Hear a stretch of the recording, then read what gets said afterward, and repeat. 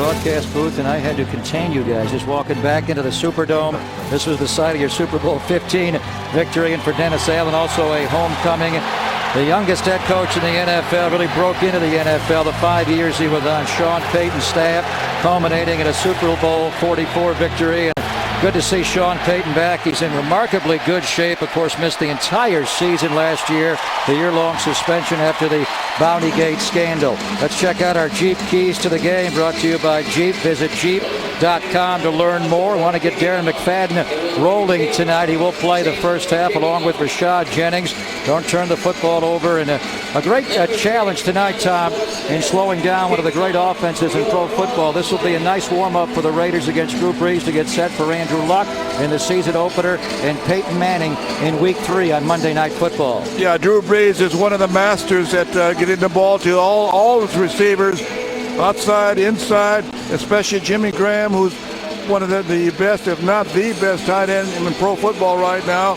Colston on the outside, Moore, Kenny Stills, one of their draft choices this year, young rookie.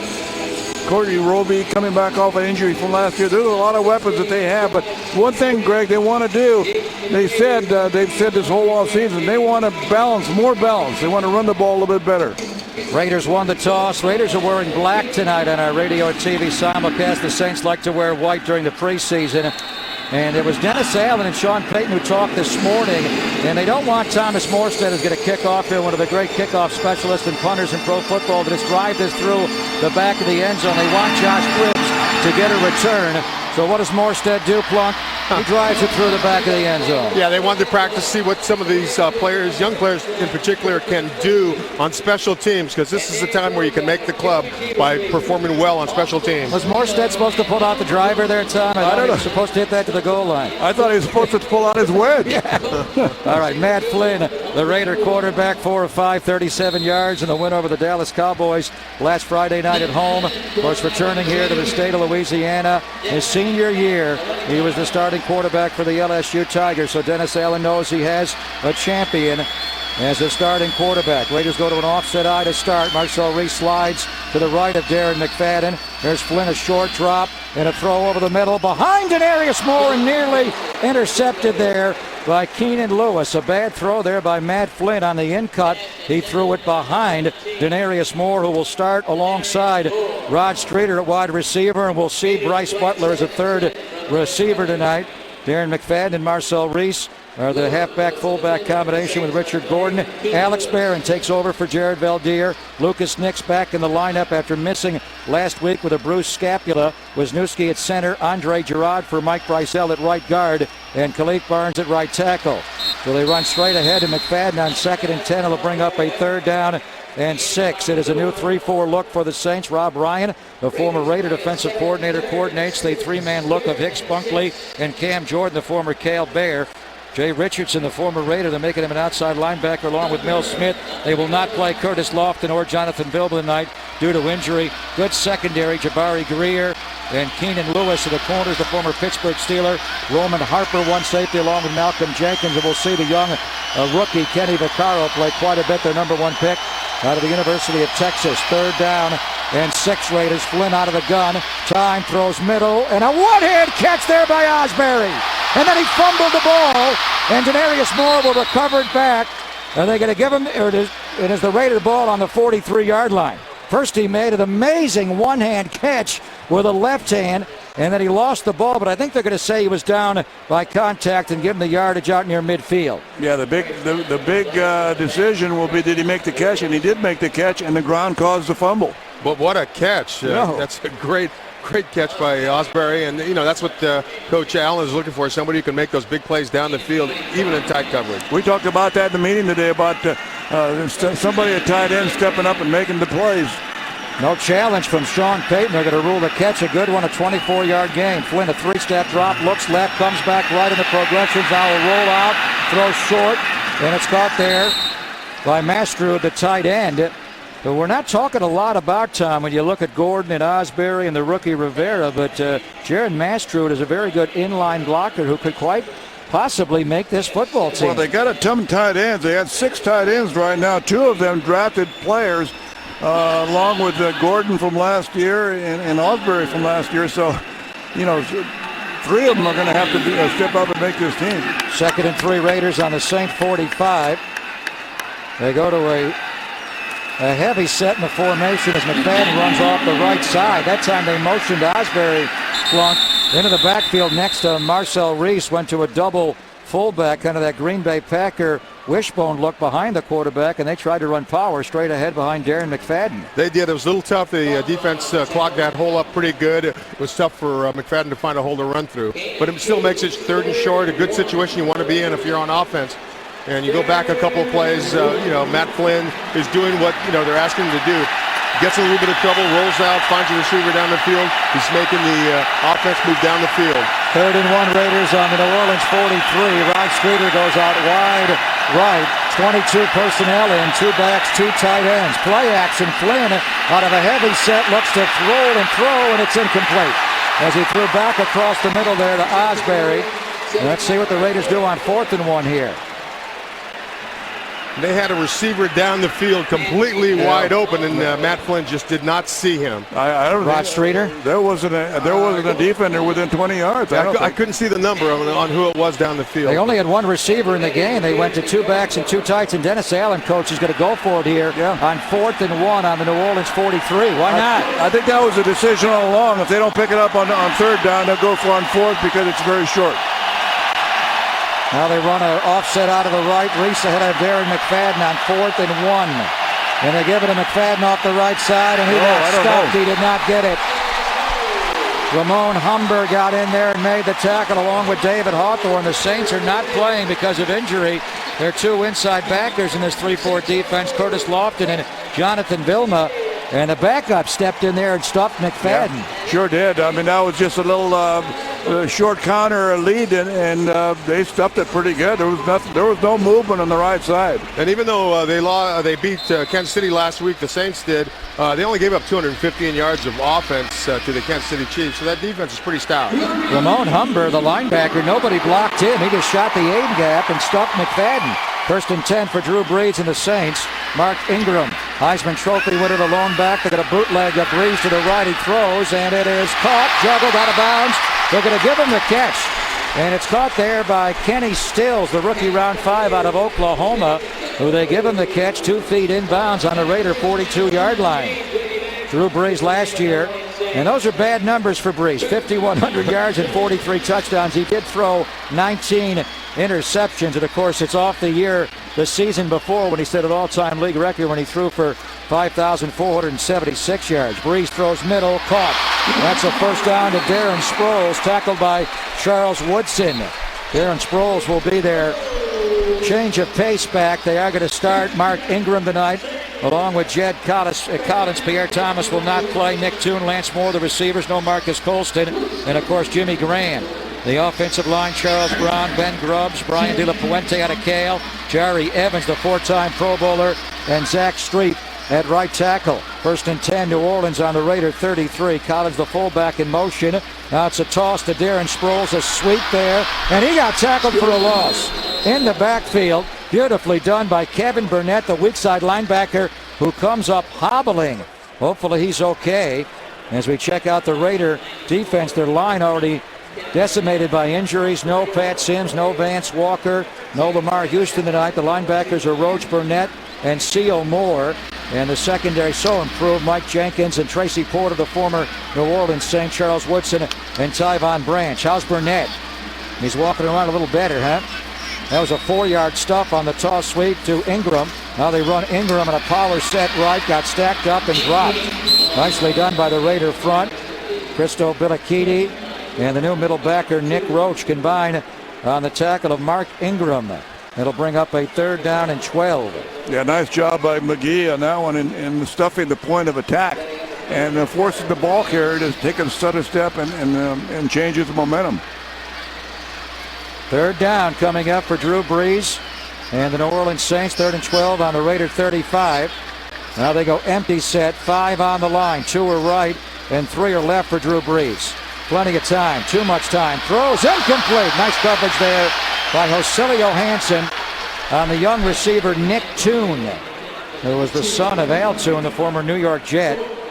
And the Saints thought about going for it for a moment, but now they are going to bring on the special teams. That's some of the trouble that the Raiders had last week on defense, not being able to put a pass rush on the quarterback and giving them too much time to throw the ball. But they covered well down the field, and they made a stop that time. Nice coverage by Joselio Hansen, who played a lot of good nickel corner for the Raiders a year ago. This will be a 53-yard attempt by Garrett Hartley, their Super Bowl 44 star.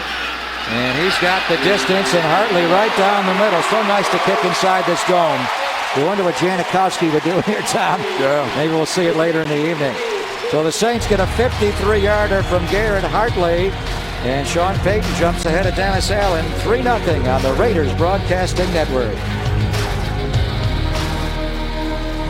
Yard line. The Raiders gave it to New Orleans on their own 43, going forward on 4th down and getting stuffed. So the Raider defense did a nice job, minus Lamar Houston tonight, to hold the Saints from scoring. They did get a long field goal, but they did not get in the red zone. No, they didn't. They played very well on 3rd down to prevent that first down completion.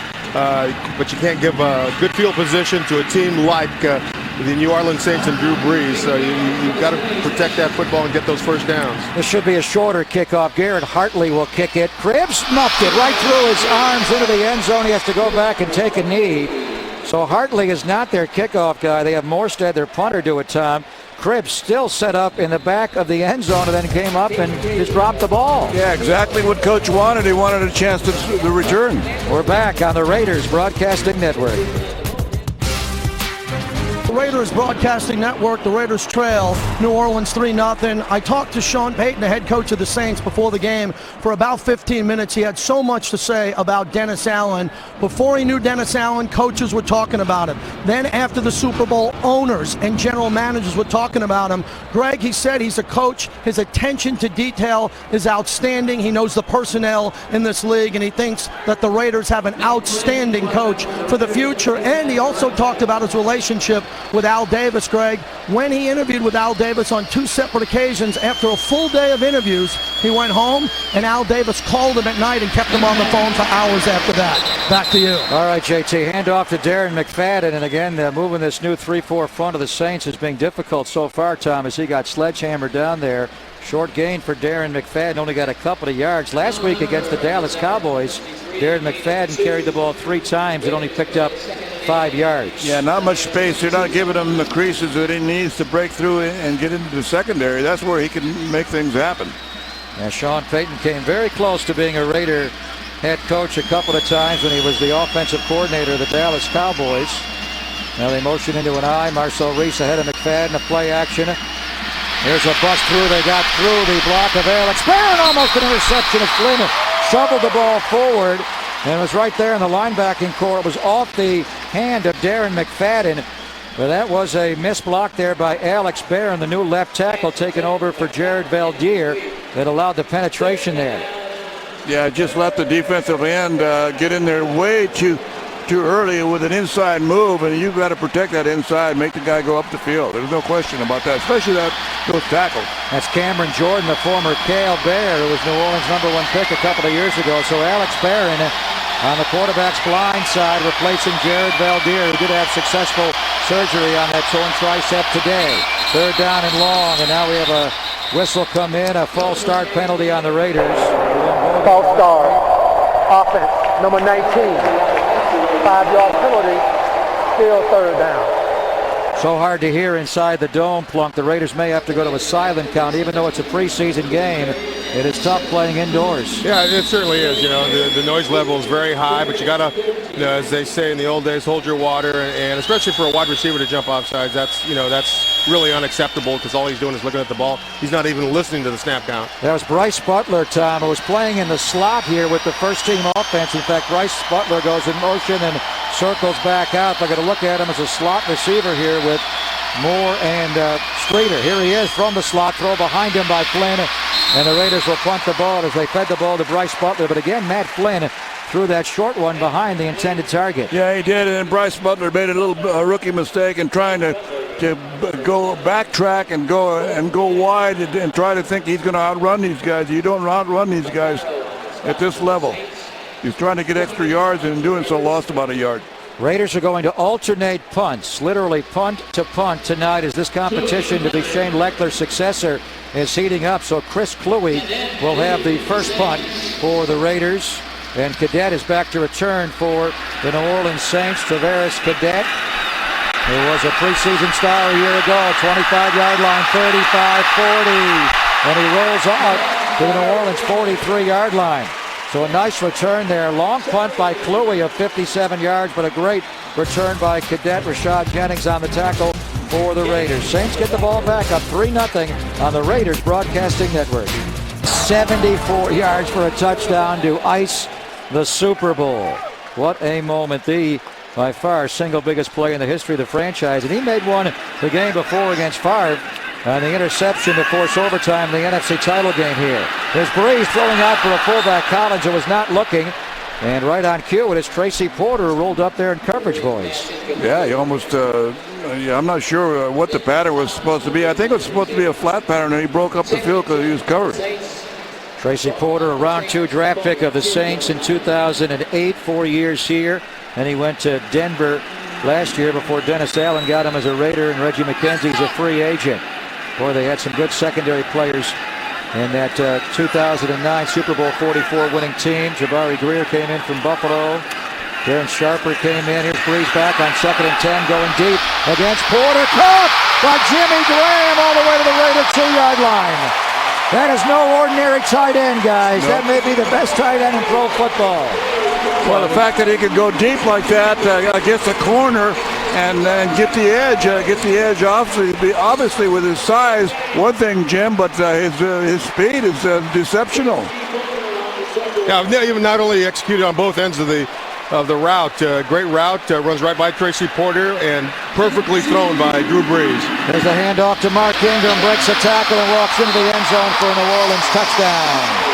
The Raiders blitz Nick Roach on the deep one to Jimmy Graham, Tom. It looked like there was no safety help, but you expect a corner to be able to cover a tight end. But Jimmy Graham, the former Miami basketball player, is 6'7". Here Andre Carter lost the edge there, and Graham got wide on him and walked in the end zone. Yeah, that was an easy run-in for Graham. Graham, they're expecting him to stay healthy this year and contribute a lot to the running game, which is the one thing that they want to improve on, as we've said quite a bit this first half. But, once again, the Raiders blitz weren't able to get to the quarterback, and, in the end, it's going to hurt you if you can't put pressure on the quarterback. The first time Tracy Porter is playing against Drew Brees, and he tilted his head up a little bit, meaning I'm going deep to Jimmy Graham, and he got behind Porter. Saints up 10-0 midway through the first quarter on the Raiders Broadcasting Network. Raiders trail the Saints by a score of 10-0. Don't miss a moment of Raiders football this season. Great ticket packages are available, whether you can make every game or not. There's a ticket package for you. Call 1-800-RAIDERS. Raiders staff are in the office right now during the live broadcast at 1-800-RAIDERS. Exciting 2013 home games include RG3 and the Redskins, Big Ben and the Steelers, and the new look Eagles under Chip Kelly. That's 1-800-RAIDERS or visit Raiders.com. Back to you, Greg. All right, and it all starts September the 15th with a home opener against MJD and the Jacksonville Jaguars. Cribbs will take this one out on a hit by Hartley, 10-15, and he's hit and tackled shy of the 20-yard line. Going back to that big ball down the sideline over Tracy Porter, I apologize. That was the young receiver, Nick Toon, who made the catch, and not Jimmy Graham. We are so high here at the Mercedes-Benz Superdome. We're on the very top of the stadium. It looked like Jimmy Graham, and I do apologize. It was not the tight end. It was Nick Toon who made the catch on Porter, which is certainly more understandable than the wide receiver.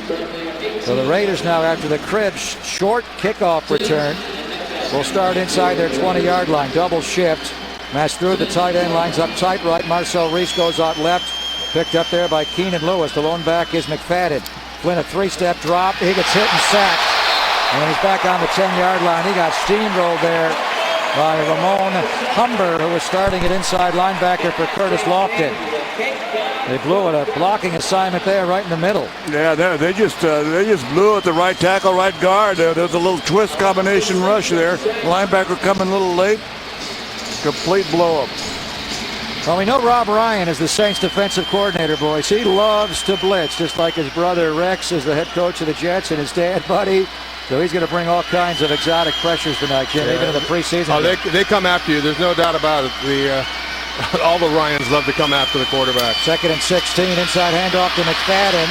And he gets hit hard by the rookie safety, Kenny Vaccaro, who was a real good-looking young football player, Tom. They took him with the 14th overall selection this year out of Texas. He hammered McFadden down after a 9-yard gain. Yeah, good size, too, for a safety. He is 217 pounds. A guy that can run pretty fast, too. I think we have him down as a 4.58. And then we saw there he can tackle with some authority. They say he's a young Rodney Harrison. They call him the hit man, the Tasmanian devil. He really hits. 3rd down and 7 for Flynn. He gets hit from the blind side by Cameron Jordan and sacked. So Alex Barron's first night replacing Jared Valdir-Plunk is not going well against the speed of Cameron Jordan. He's having a tough time controlling that backside of the quarterback, and that's what you got to do. And the quarterback's got to trust that backside is protected by your tackle. And he is having a tough night, as you mentioned, especially with the speed coming up the field, getting to the quarterback. Can't let that happen. Now Marquette King will have his first punt of the night. Again, they're going to alternate between Chloe and King. Punt to punt. Cadet, who had a nice punt return a moment ago. Don Condo does snap, and King gets this one away, and it's a blast. A nice twirling ball taken by Cadet 30. Flag goes down, a block and a back on the Saints, and a nice tackle by Usama Young at the New Orleans 36-yard line. Yeah, that was a definite block in the back, and it's going to put them back even further than they are. Excellent coverage on that. There was not much of a run back. Another 57-yard punt. Chloe had one a moment ago, and now Marquette King has one. Jerome Boger, our referee, will tell us who blocked in the back. During the return, illegal block in the back. Receiving team, number 20. 10-yard penalty from the spot of foul. First down, New Orleans. It's on A.J. Davis, a backup cornerback. As he blocked in the back, Taiwan Jones, Plunk, who was one of the great gunners in pro football. Taiwan got down there early and forced the block in the back. That picks up the Raiders 15 yards. Raiders down 10-0 in New Orleans on the Raiders broadcasts, radio and TV simulcast of Raiders football, brought to you in part by Navy Federal Credit Union, proud to have served the armed forces and their families for 80 years. Be a part of something great. Visit us at NavyFederal.org. Kelly Skipper, the Raider running back coach, talking to Darren McFadden over on the sideline as the Raider D is out there now. 1st and 10. Breeze hands off to Mark Ingram, the Heisman winner from Alabama, cuts inside on Mike Jenkins. Had a nice gain there. Out to around the 27-yard line. He got 5. Defensively, they seem to be controlling the run pretty well, although they gave up about 5 yards on that play. But, what they've got to find a way to do is put more pressure on that quarterback, not give up those big plays. Ingram is going to play a lot tonight in the first half with the injury to Pierre Thomas. He's out with a groin. And Mark Ingram has been a disappointment as a pro his first couple of years in the NFL. 2nd and 5. Breeze 3-step drop. Looks right. Comes back left. Catch made by Stills, the wide receiver. And he's tackled by Tracy Porter. And a flag came down from the deep secondary on the tackle, I believe, of Porter. Is it a face mask, or it's going to be a face masking penalty, a 15-yarder on Tracy Porter. Here's Jerome Boger. At the end of the play, personal foul, grabbing the face mask, defense, number 31. 15-yard penalty, automatic, first down.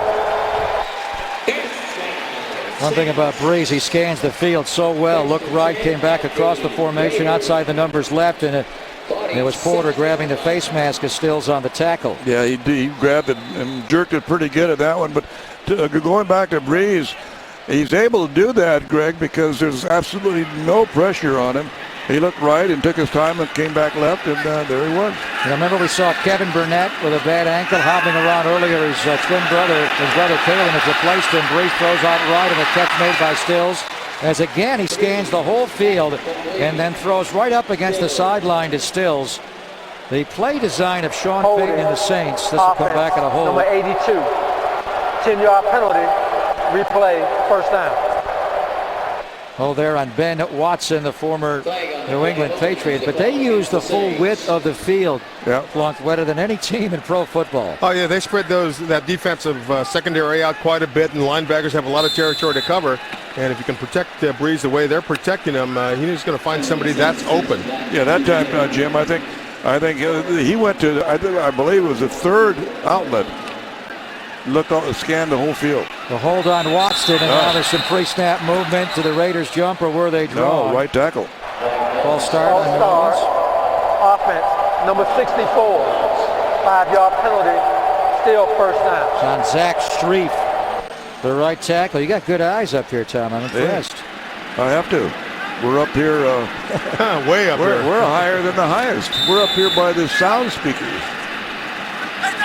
And you guys were almost as high as we are back on January the 25th of '81 when you won the Super Bowl in this building. Yes, sir. Super Bowl 15 over the Philadelphia Eagles. Tom, your first as a head coach. Here's Breeze back on first down, throws middle. Here's Jimmy Graham. And he's tackled by Joselio Hansen on the New Orleans 46-yard line. How high are we? Well, we're high. There's the ceiling, and there we are.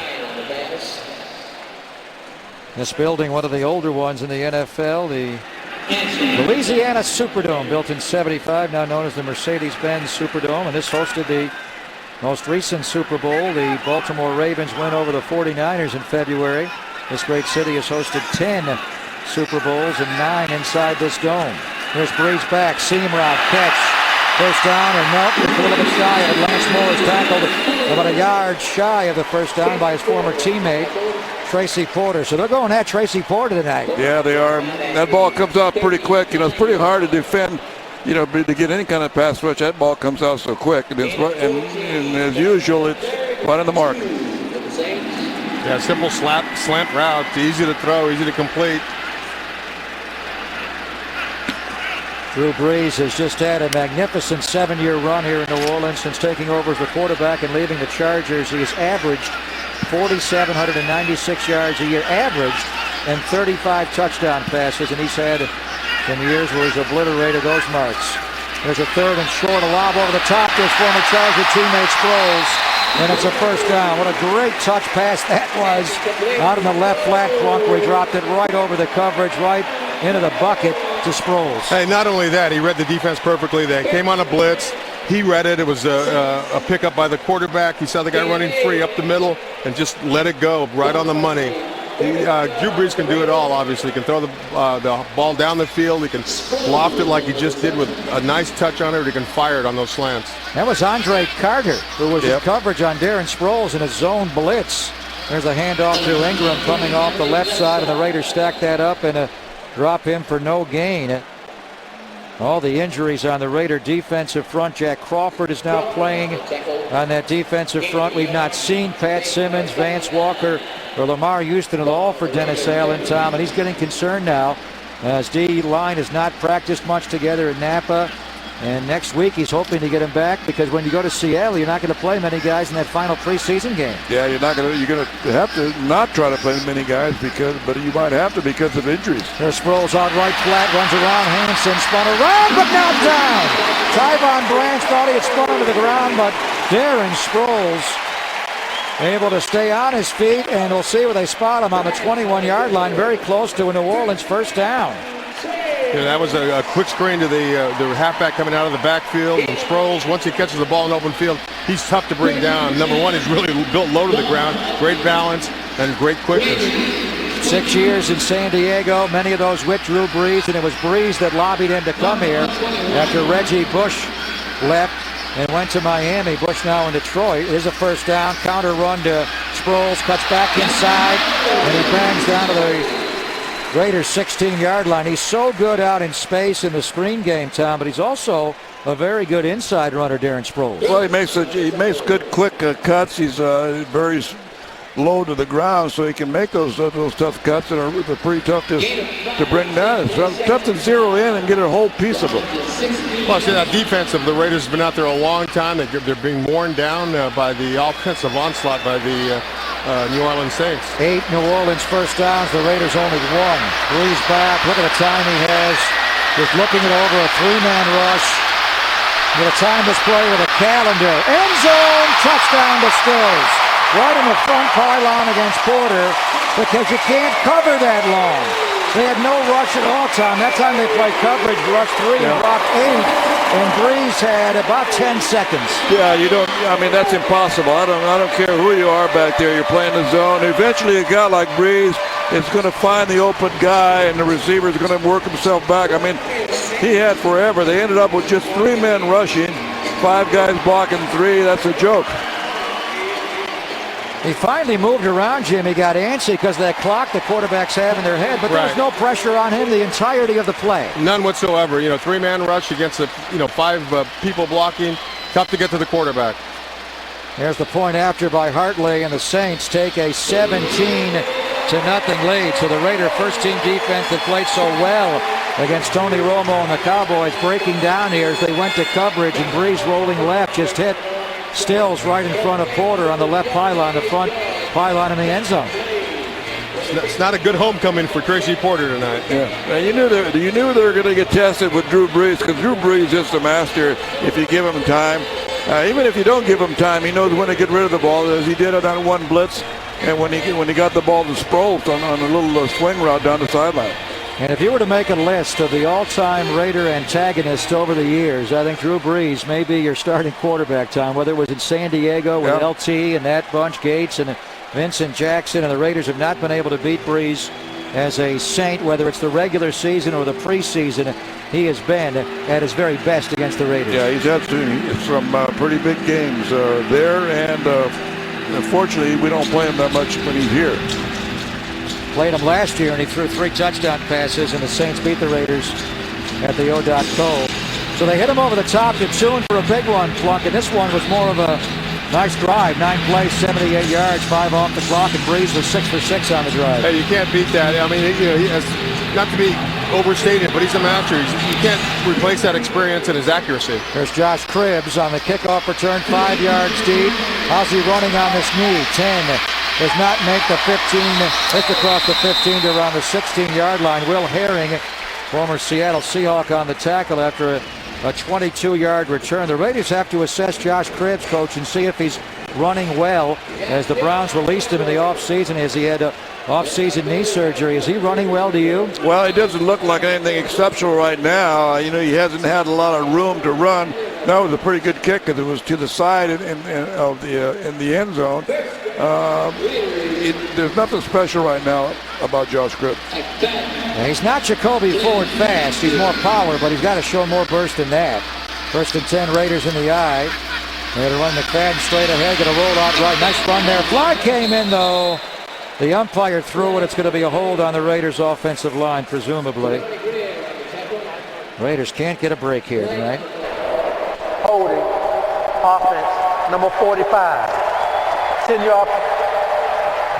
It's on the Pro Bowl Half the fullback, distance to the goal. Marcel Reese. First down. So it has not been a good first quarter for the Raiders in Dennis Allen's return to the Superdome. No, it hasn't. No. You're absolutely right. You get a good play like that by Darren McFadden, good cutback, and the penalty occurs. And that will be the end of the first quarter. And they are going to leave the starters in for the entire first half. So they do have time to play through this. But all New Orleans so far, Saints 17, Raiders nothing after 15 minutes of play inside the Mercedes-Benz Superdome in New Orleans on the Raiders Broadcasting Network.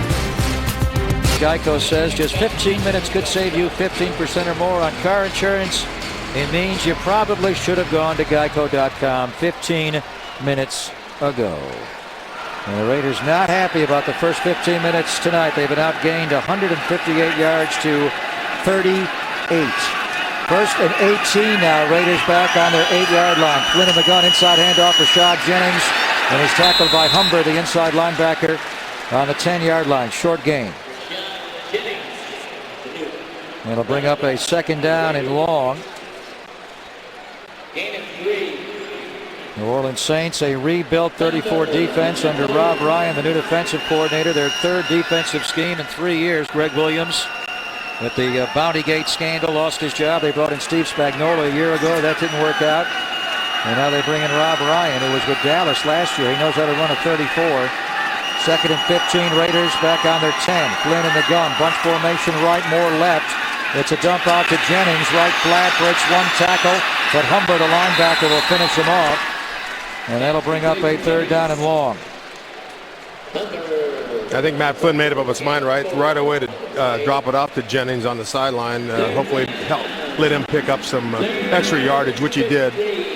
The plan, Tom, was to alternate Darren McFadden and Rashad Jennings in the first half. So even though Jennings is playing a bit here, I think we will see Darren before the half is out. Yeah, I think so. And he needs to get a little bit more work, too. I mean, they haven't had the ball that much on offense. 3rd down and 12, Raiders down 17-0 early in the second quarter. 3 receivers right, Bryce Butler in the slot, and another pre-snap flag comes in. The Raiders another false start inside this dome in Louisiana. They're going to open in the dome in False Indy. start, offense number 77. It's on Alex 5-yard Barron. penalty, still 3rd down. Well, Alex Barron, he has not played in the NFL since 2010 when he was a Cowboy, guys, and he's the guy right now who gets the first crack to replace Jared Valdir, who had that surgery on the tricep this morning. And having a tough time in doing so. It's unfortunate having to start, having to do that in this stadium against this noise, against the Saints pass rush. See how he does here against Cameron Jordan. Jennings comes over to help him with a chip, a dump out to Osbury right flat, and Osbury will be tackled by Malcolm Jenkins, the safety, well shy of the first down, and Osbury is not getting up. He is flat on his back, and he's going to need assistance to get off the field here. See if he pops up. He took a big hit there by Malcolm Jenkins, the former Ohio State Buckeye. Well, Raiders have already had injury on top of the insult so far tonight. Kevin Burnett left with what looked like an ankle injury earlier. And see what happens to Osbury. Look out for his shoulder here on the hit by Jenkins. That spun around. Yeah, he fell on his left shoulder. I don't know if that's what the injury is. And he landed hard on the left shoulder, and he went right to the shoulder immediately. So we'll see what the injury is. While they attend to him medically, we will take a break here. Early second quarter in New Orleans. 17-0 Saints over the Raiders. 2 minutes into the second quarter on the Raiders Broadcasting Network. To the Raiders Broadcasting Network, the Raider Image is doing a great job making the guys upstairs look good with their new shirts. How about this jacket? You can go to RaiderImage.com. Up into the 18th, you'll get a 20% discount. The code is Madden, the Hall of Famer Madden. So go to RaiderImage.com. Check out all the new gear, especially Greg Papa, Tom Flores, and Jim Plunkett upstairs, guys. Even making us look good. There's the kickoff return by Preston Parker on the punt by Chris Cluey. And he runs into Raider territory. 44-yard punt by Cluey. They've been to the Raider Nation and the Raider Image store, and you should be as well. The official store of the Oakland Raiders. So Cluey's punt traveled 44 yards after a 57-yarder earlier. But Bobby April, the new special teams coordinator, coach, cannot be happy with the punt coverage here, as that time Preston Parker had another nice return. Yeah, that ball was not up in the air very long, so that was a returnable ball. The other one that was turned for a good yardage, the coverage is just poor on the right side. 17-yard return by Parker. Drew Brees stays in at quarterback. Hands off to Mark Ingram coming left. And he drives down to around the Raider 40-yard line. Tackled there by new middle linebacker Nick Roach. And it is Kalen Burnett, the younger brother of Kevin Burnett, who is now in at linebacker because Kevin Burnett left due to injury. So the Raider front seven right now, Plunk, is just not the guys we are going to see in Indianapolis to start the year. No Lamar Houston, no Pat Sims, no Vance Walker, and no Kevin Burnett. Yeah, that's true, but here's a chance for them to grow up a little bit, get some experience, get some playing time, hopefully improve their game right now. Jimmy Graham moves in motion right. Second down, Brees a play action to Ingram as eternity throws, and it is caught by Stills, who's having a big first half inside the Raider 20 and down to the Raiders 16-yard line. Once again, the lack of pass rush is really hurting the Raiders secondary. He's got all day to throw. Stills came all the way across the field from the far side. He was wide open. Nobody could see him behind the secondary. New Orleans Saints trying to quick snap the Raiders here, but it got whistled down before they could spot the ball. Timeout, Raiders. Timeout. Raiders called a timeout here.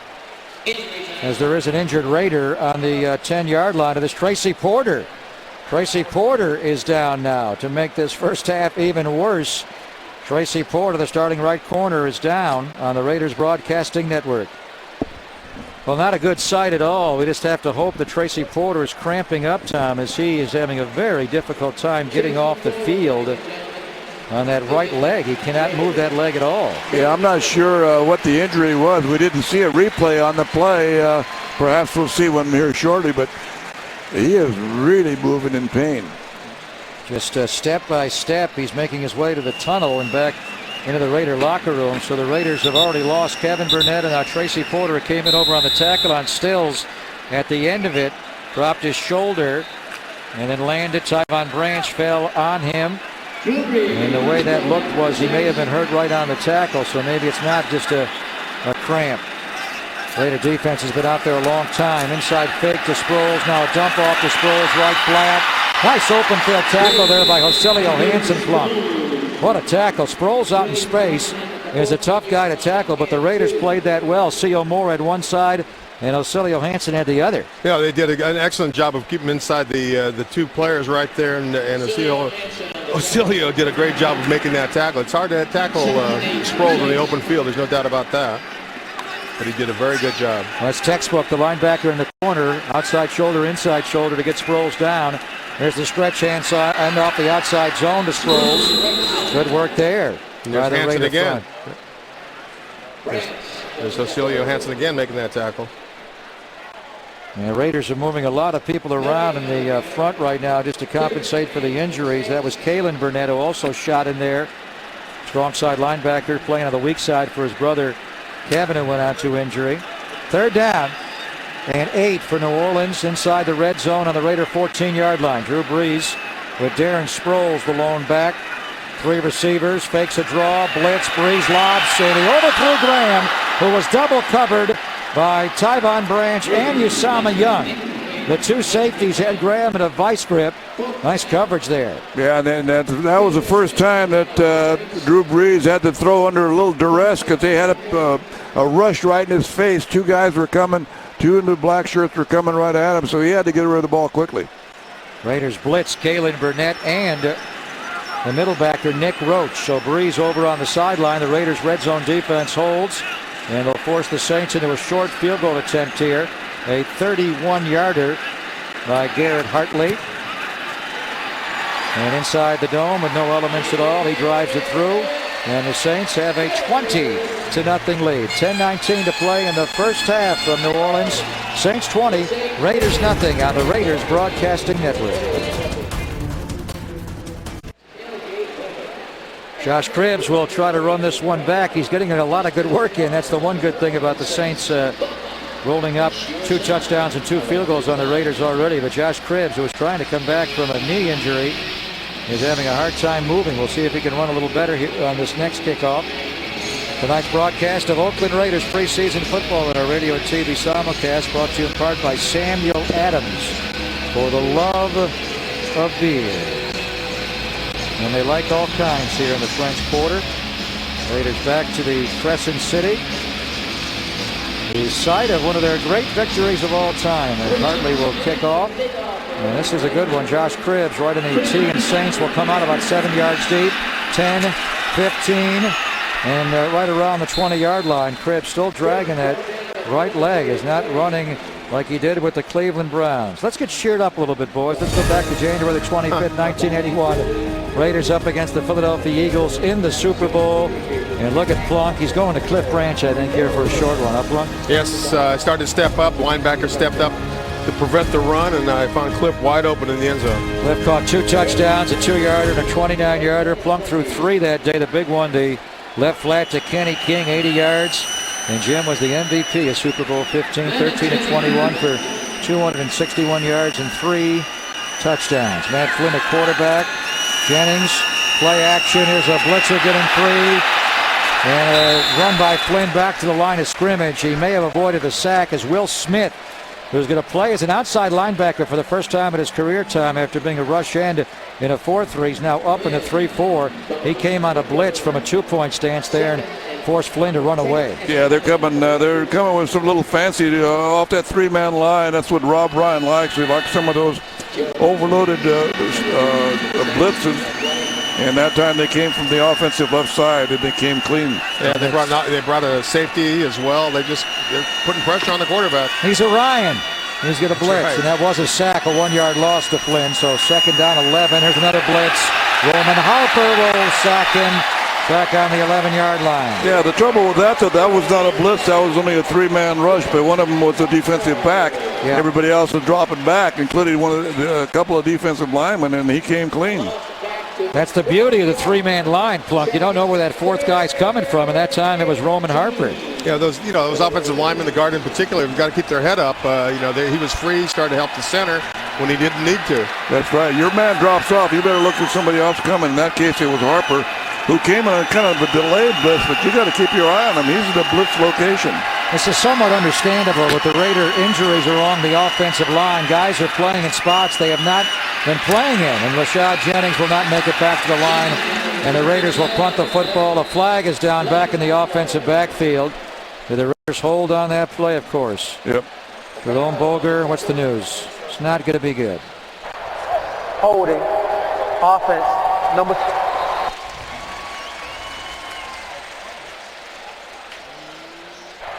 Holding. Offense. Number 69. That penalty is declined. Fourth down. John Khalif Barnes. The only constants throughout camp has been Barnes at right tackle and Wisniewski at center. You lose Valdir at left tackle, now you're playing Barron.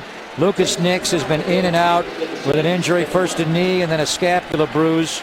Mike Brycell is hurt. He's late coming back after off-season ankle surgery at right guard, Tom. Yep. 60% of your old line's in chaos. Yeah, and that was one of the areas that the Raiders were pretty comfortable with going into training camp. That they thought they were going to be much improved. There's Marquette King's second punt of the game. His first one went 57 yards. This one very high. And that's inside the 30-yard line. Parker with the return breaks one tackle. Michael Rivera, the tight end, and John Kondo, the long snapper, will drop in. Nice punt there, 55-yarder by Marquette King. New Orleans 20, the Raiders nothing. Midway through the second quarter on the Raiders Broadcasting Network. Back on the Raiders Broadcasting Network, the Raiders 12, 20-0. Join us at halftime. Our feature is on the great Sebastian Janikowski. Do you remember what happened in the year 2000 when Al Davis drafted a kicker in the first round? Well, who's had the last laugh? We'll talk about the contract extension and the future, Greg, of Sebastian Janikowski for his career in the silver and black. Back to you. Well, he's 35 years of age. I think he's going to challenge George Blanda. He might. Tommy, and play till what, 48 years of age? Seabass, you're going to have to pull that 11 off his back. Here's Drew Brees setting up a screen. They love the screen game here. Ingram breaks a tackle of a lineman and runs out for a first down. But Christo Bellacchini, he read screen. Right. He had it stuffed, and he just could not tackle Mark Ingram. Yeah, they handled that very well, except for the tackling part of it. But they read it. He went out there, had his arms wrapped around Ingram's legs. But Ingram, tough little guy, boy. Yeah, he's a little guy, but he's not little. No, he's very well built. Yeah. Yes. They're going to go to a running back by committee this year with Pierre Thomas, Mark Ingram, and Darren Sproles. Now they're going to run Ingram wide on the outside zone. He's tackled by Tyvon Branch right at midfield. Our line judge tonight, we should introduce you to her. This is Sarah Thomas, a 39-year-old mother of three, who in 2007 made history by becoming the first female to become a official in major college football for Conference USA, and she is attempting to become the first female to work in the National Football League as an official. There she is right next to Sean Payton and Sarah Thomas, who is from the state of Mississippi. So congratulations to her on working this game tonight, and good luck to her. Yeah, she's getting some coaching down there too, and not from Sean Payton.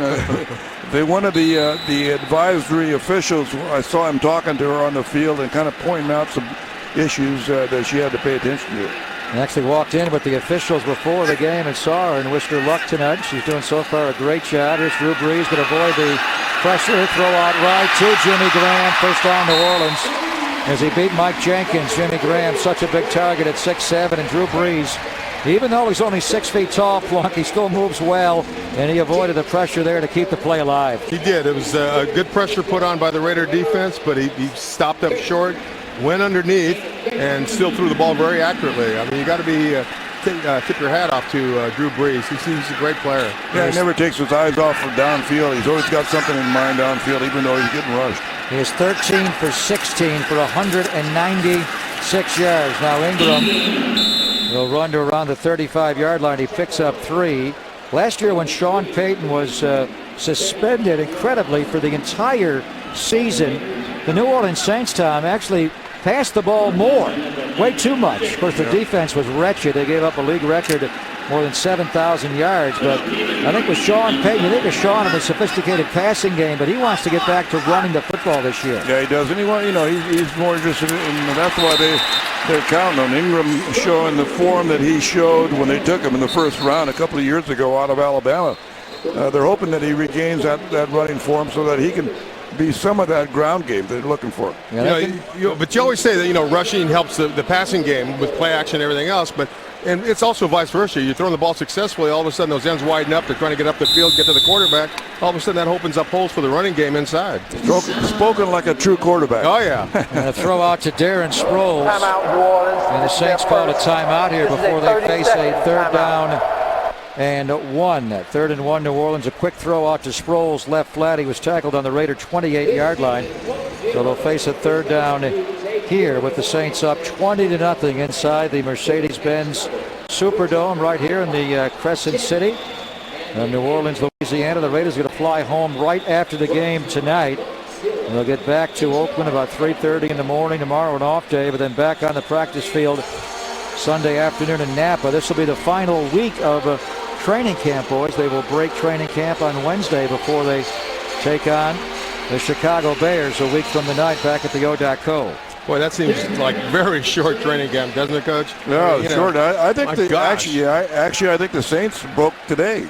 I think they're out of camp now. So camps are getting shorter all the time. It's not like your days when you had double days. 3rd down and 1, handoff to Ingram, first down. So after a 3rd down and 1, they just gave it to Mark Ingram, and he just powers off the left side for a huge gain. 1st and 10, New Orleans. The Saints, and again, you think so much about the passing game. That's their 13th first down. But one thing Dennis Allen correctly pointed out is the power of their offensive line, in particular their 2 guards. Ben Grubbs taking over for Carl Nix at left guard, and Jari Evans, quietly one of the best players in football, the right guard, 4 consecutive times, been all-pro. Here's Sproles, breaks a tackle and spins down to the 11-yard line for a first down. Yeah, they're really working over the right side of that defensive line. Just back-to-back runs and almost at will, moving the chains. Darren Sproles just cut inside there on Billikidi. The injury to Tracy Porter, by the way, Plunk, is a groin injury, and he is not coming back.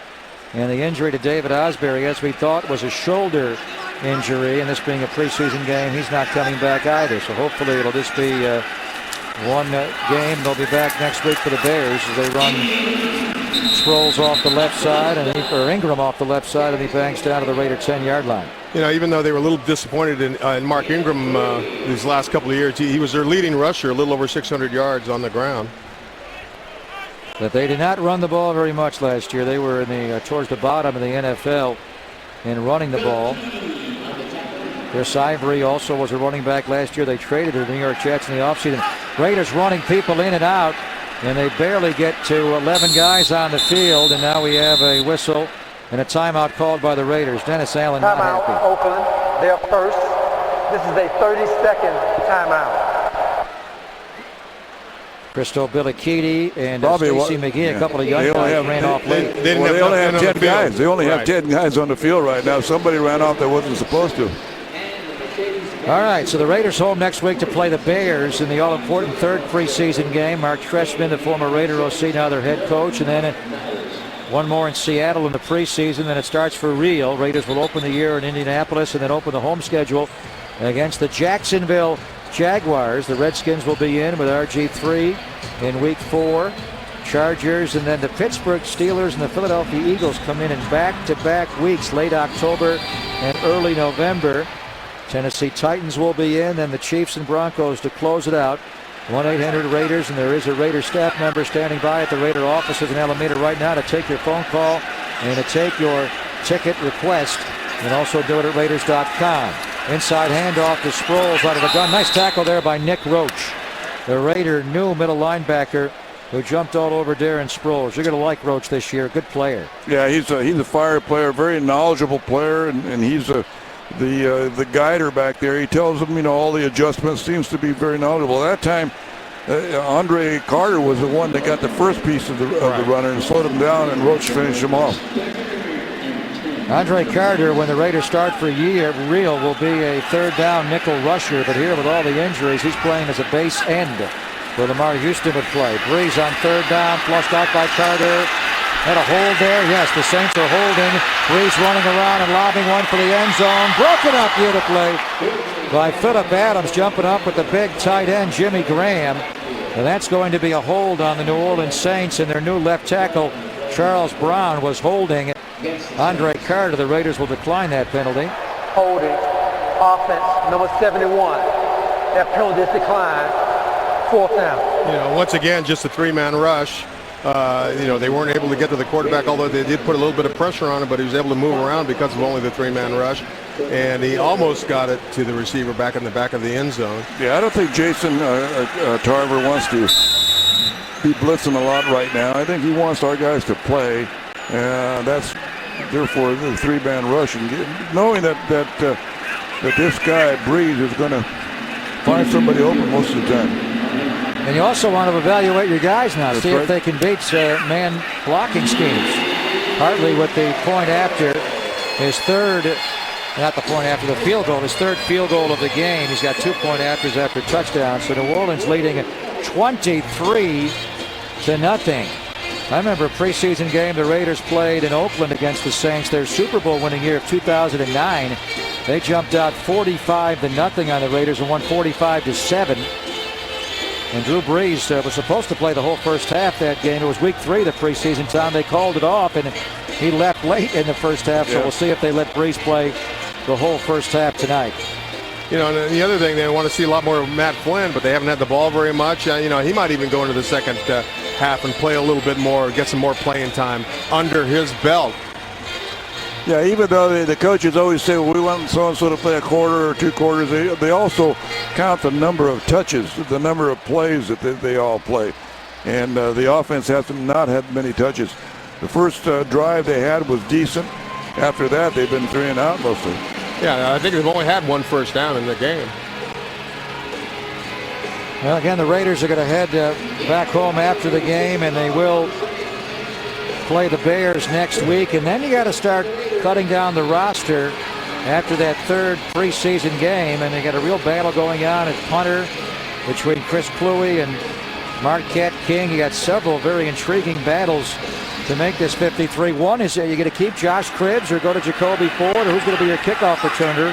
Cribbs 5 yards deep, 5'10", 15, still not running fluidly on that bad knee, and he has dropped shy of the 20-yard line. That's only a 23-yard return coming so deep into the end zone. So August the 27th will be the first roster reduction from 90 to 75. That'll be 4 days after the Raiders play the Bears. And the Raiders go to Seattle on August 29th to play the final preseason game, Tom. Then that's the big one. From 75 down to 53 on that Labor Day weekend Saturday. You got to cut 22 guys off the roster. Yeah, they've changed a lot. They used to have a cut right after the second game and then another one after the third game and then the final one. But now there's just 2 cuts and one of them is huge. Apparently Darren McFadden will not come back in. Rashad Jennings is in. They blitz, and Will Allen's got a sack. Will Smith, taking to this new 3-4, playing up. Just ran around Khalif Barnes' side that time and came up with his second sack of the first half. Well, they've taken their defensive ends. Will Smith played a defensive end last year and then moved them to outside linebackers. And they're like a defensive end from that spot. They're the guys that are going to be blitzing a lot from that side. So the offensive lines have to slide to those outside linebackers. Nobody blocked Will Smith that time. No. Khalif Barnes blocked down. Nobody fanned out on the outside linebacker to that side. Well, you always protect the inside always first, but then somebody's got to pick up that rushing end on the outside. So Matt Flynn just under siege. Not going well today, but before the game, a big moment for DJ Hayden. He got to put on a black jersey. DJ has been cleared for full contact now, and the Raiders go back to practice Sunday at Napa. He will take off the red no contact jersey, and he will be cleared to go. And next Friday night against the Chicago Bears, come to the O.co and watch DJ Hayden. He should make his Raider debut in Week 3 next Friday night. There's Matt Flynn, quick throw out behind Michael Rivera, incomplete. Third time Matt Flynn has been under siege the whole first halftime through behind an intended target. Well, they're giving you a blitz read by bringing the corner off the defensive back off the slot, but really they're not playing man to man. They're dropping off zone blitzes, and they're giving you a false read and forcing you to throw that hot read. Rob Ryan, a former Raider defensive coordinator, now in New Orleans after a stint in Cleveland and most recently in Dallas. They jump off sides. Cameron Jordan does free play for Flynn, throws downfield, caught for a first down. The Raiders' big first chunk of the game to Bryce Butler as the New Orleans Saints jumped off sides, and Matt Flynn knew he had a free play there. Yeah, everybody kind of froze on that one because of the offsides. Offside, defense number 94. That penalty is declined. The result of the play is a first down. Yeah, you saw some of the pass rush just stopped. They only had a 3-man rush anyway, and it was a nice zone route, and Butler just did a nice job in sitting down in that hole. There's that man again, 24-yarder to Bryce Butler, who had a 40-yard catch and a 30-yard touchdown catch last week against the Cowboys. Matt Flynn going to step up and now run away from the pressure, and he's out across the 40, dropped down the 41-yard line by David Hawthorne, is playing inside backer for Jonathan Vilma, who had arthroscopic surgery. Raiders trying to squeeze off a play here before the 2-minute warning.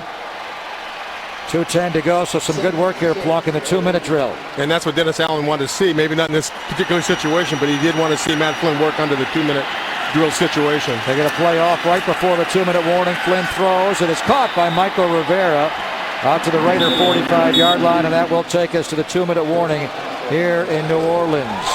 It has certainly not been the Big Easy so far in this dome. Raiders down 23-0 with 2 minutes to go in the half on the Raiders Broadcasting Network.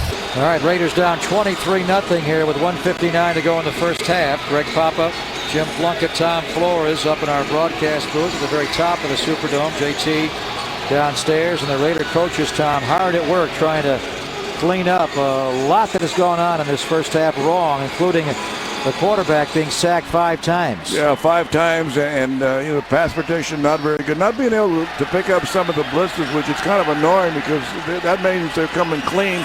Quarterback has no chance to look down the field. 3rd and 1. They give it to Marcel Reese on the side. The fullback who was offset left ahead of Rashad Jennings, and he should have the Raider first down.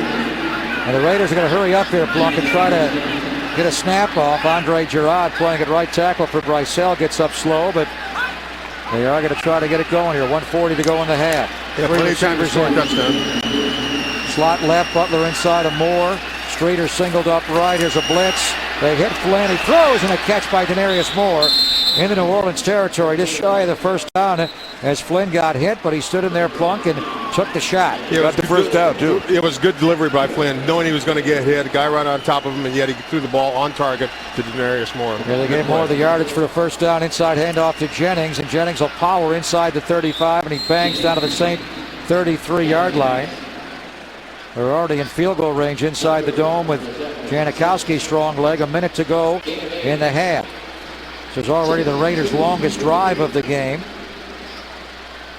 Matt Flynn in the gun. Jennings to his left, slot right. Butler inside of Streeter, Moore left. Flynn looks right, throws, caught. Butler spins towards the field and rocks out towards the sideline smartly and stops the clock on the Saint 23-yard line. Yeah, nice job by Butler and a good job by Flint. That ball was thrown, and he got there quickly. Nice arm. Yeah, it did, and Butler seems to be maturing rather quickly. Nice play on his part. He's going to go inside, saw it wasn't there, took it right out of bounds, stopped the clock. Again, the Raiders are trying to figure out who their slot wide receiver is with this injury to Jacoby Ford. So they're running Butler inside as a slot. He's a big slot, but Dennis Allen likes that. He can match up with smaller nickelbacks. Here's Flynn out of the gun, looking left to Butler. Now comes right Jennings. Couple of blockers out in front, but they didn't run that well. And Jennings is dropped at about the 18-yard line. He had a couple of blockers out there, but unfortunately they missed the block. Yeah. Timeout, Oakland. Their second. Andre Gerard 30-second being timeout. one. The Raiders call a timeout. Flynn is up on the line to snap the ball, but his head coach called a timeout. And now they can back away and huddle up. Yeah, they still have one timeout left, so I think it was necessary to call that timeout in this situation. Give it time to regroup. Tom, you can just see the continuity and everything the Raiders are doing is just off because of the injuries in the offensive line. That time they ran a screen. Andre Gerard's playing at right guard for Mike Brycell, and he's just slow to get out in space, and they didn't block out in front of the back. Yeah, you got to be able to block in space. I mean, because the timing on that screen was very good. The blocking was not. Again, all of the injuries and moving pieces in the O-line, and you just can't have it. 2nd and 4 Raiders on the New Orleans 18-yard line. Flynn in the gun now. Slot left, looks left, now throws end zone for more. Got it! Touchdown! Raiders! Beautiful throw, beautiful throw. Right over the top of the helmet of the defender, and a nice catch blocked by Denarius Moore. Yeah, it was an excellent catch. He bobbled a little bit, but a good throw. There he is bobbling it, but he retains possession before he goes out of the end zone, taps both feet in, touchdown. Like that call when you yell that out. Yeah, that's what Denarius Moore has to do this year. He's got to be consistent in doing this, and that was an excellent throw and a nice job at controlling the ball by him and his feet. And beat Keenan Lewis, who was New Orleans' big free agent signing in the offseason, the former Pittsburgh Steeler, their starting right corner. Yeah, out of Oregon State. Nice route there by Denarius Moore. Brilliant catch. And the Raiders with an 11-play, 82-yard drive. So the first half has been most difficult to watch, but this drive at the end is going to give the first team offense, Tom, a good vibe about the game tonight. Yeah, and the most important is that that was against mostly New Orleans' first team defense. So it wasn't against the others. Now it's ones versus ones.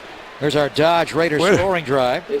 Not all our ones. Well, whatever we got left of them. Yeah. 11 plays, 82 yards, 2:32 off the clock. And Matt Flynn, Jim, with a tremendous pass here. A little pump. And then to the back pylon, he hits Denarius Moore right over Lewis. Yeah, I like the way he threw it, the timing of that pass in particular. He didn't hold it too long. He gave him a chance to run under the football. Fake, slant, and up. Good job by both. Nicely done. A little slant and go or a slant of the corner route. Denarius Moore, well, he can make the most difficult of catches, Tom. We saw him his rookie year in Buffalo make a couple of amazing ones, but last year he just had those concentration drops where he would drop very catchable balls. That's the Denarius Moore we saw from his rookie year. Yeah, that was excellent. This is his third year. Third year is a charm. Usually that's the year you come out. Matt Flynn coming over to talk to the young wide receivers. Rod Streeter, a second-year guy. Denarius Moore, a third-year guy. Here's the kickoff by Janikowski, and this will be taken to the back of the end zone by Cadet. And he'll take the touchback, and the Saints will go on the 20-yard line. So it's now 23-7 with 31 seconds to go in the half. Denarius Moore had some big games. The Buffalo game his rookie year. How about that Thursday nighter against the San Diego Chargers? Just a tremendous night. They could not deal with him, as Carson Palmer went to him time and time again. Saints will take a knee, and that'll be it for Drew Brees' night. So Denarius Moore gets into the end zone to give the Raiders a touchdown and something to build on in that first team offense. Yeah, something to build on, and that was a good, nice finish. This game, the Saints obviously outclassed the Raiders, but still, to put together that drive at the end and salvage a dismal first half of offense was very impressive. Yeah, it was a good confidence builder for that offensive unit. There's no doubt about that. And Matt Flynn as well. This is the end of the first half. All right, Moore got the first 6, and Seabass with the extra point. Coming up at halftime on the TV side of our simulcast, a feature on Sebastian Janikowski, the Polish Cannon. Saints 23, Raiders 7 at halftime in New Orleans on the Raiders Broadcasting Network. Famous French Quarter in Bourbon Street on this Friday night, and they are celebrating the New Orleans Saints and their high-powered offense. 2 touchdowns and 3 field goals. They had 240 yards of total offense and lead the Raiders 23-7 at halftime. Welcome back to our radio and TV simulcast inside the Superdome. You know Jim Plunkett and Tom Flores. The Raiders, Tom, only had 48 yards of total offense in that first half until the final drive. The 2-minute drill, and Matt Flynn out of nowhere leads them 82 yards and a touchdown. They look great there at the end. And the impressive part about that is they were doing it against New Orleans' first defense. It wasn't a fluke. It wasn't against all the substitutions. They were making big catches, and Matt Flynn was making nice throws. Yeah, Bryce Butler was his go-to guy on that drive, Jim. He had a very good first half, the rookie. He did. He had 3 catches, and then Denarius Moore comes up with this big touchdown catch for the touchdown, and gets, I think it was a big confidence builder overall. A little slant and go by Denarius Moore, beating the veteran Keenan Lewis. So here are the final numbers. The Raiders were out first down, 14-6 in that first half. New Orleans had 240 yards of offense, and the Raiders only had 48 yards of offense up until that last drive. And then they have an 82-yard drive. And you look at the final numbers for Matt Flynn, Plunk, and they are surprisingly excellent. 12 of 16, 124 yards, the touchdown, and the QB rating of 117.7. But those numbers are deceiving as we check in with JT to get the real story from the head coach, Dennis Allen. Coach, obviously a struggle protecting your quarterback in the first half. The positives of that last drive.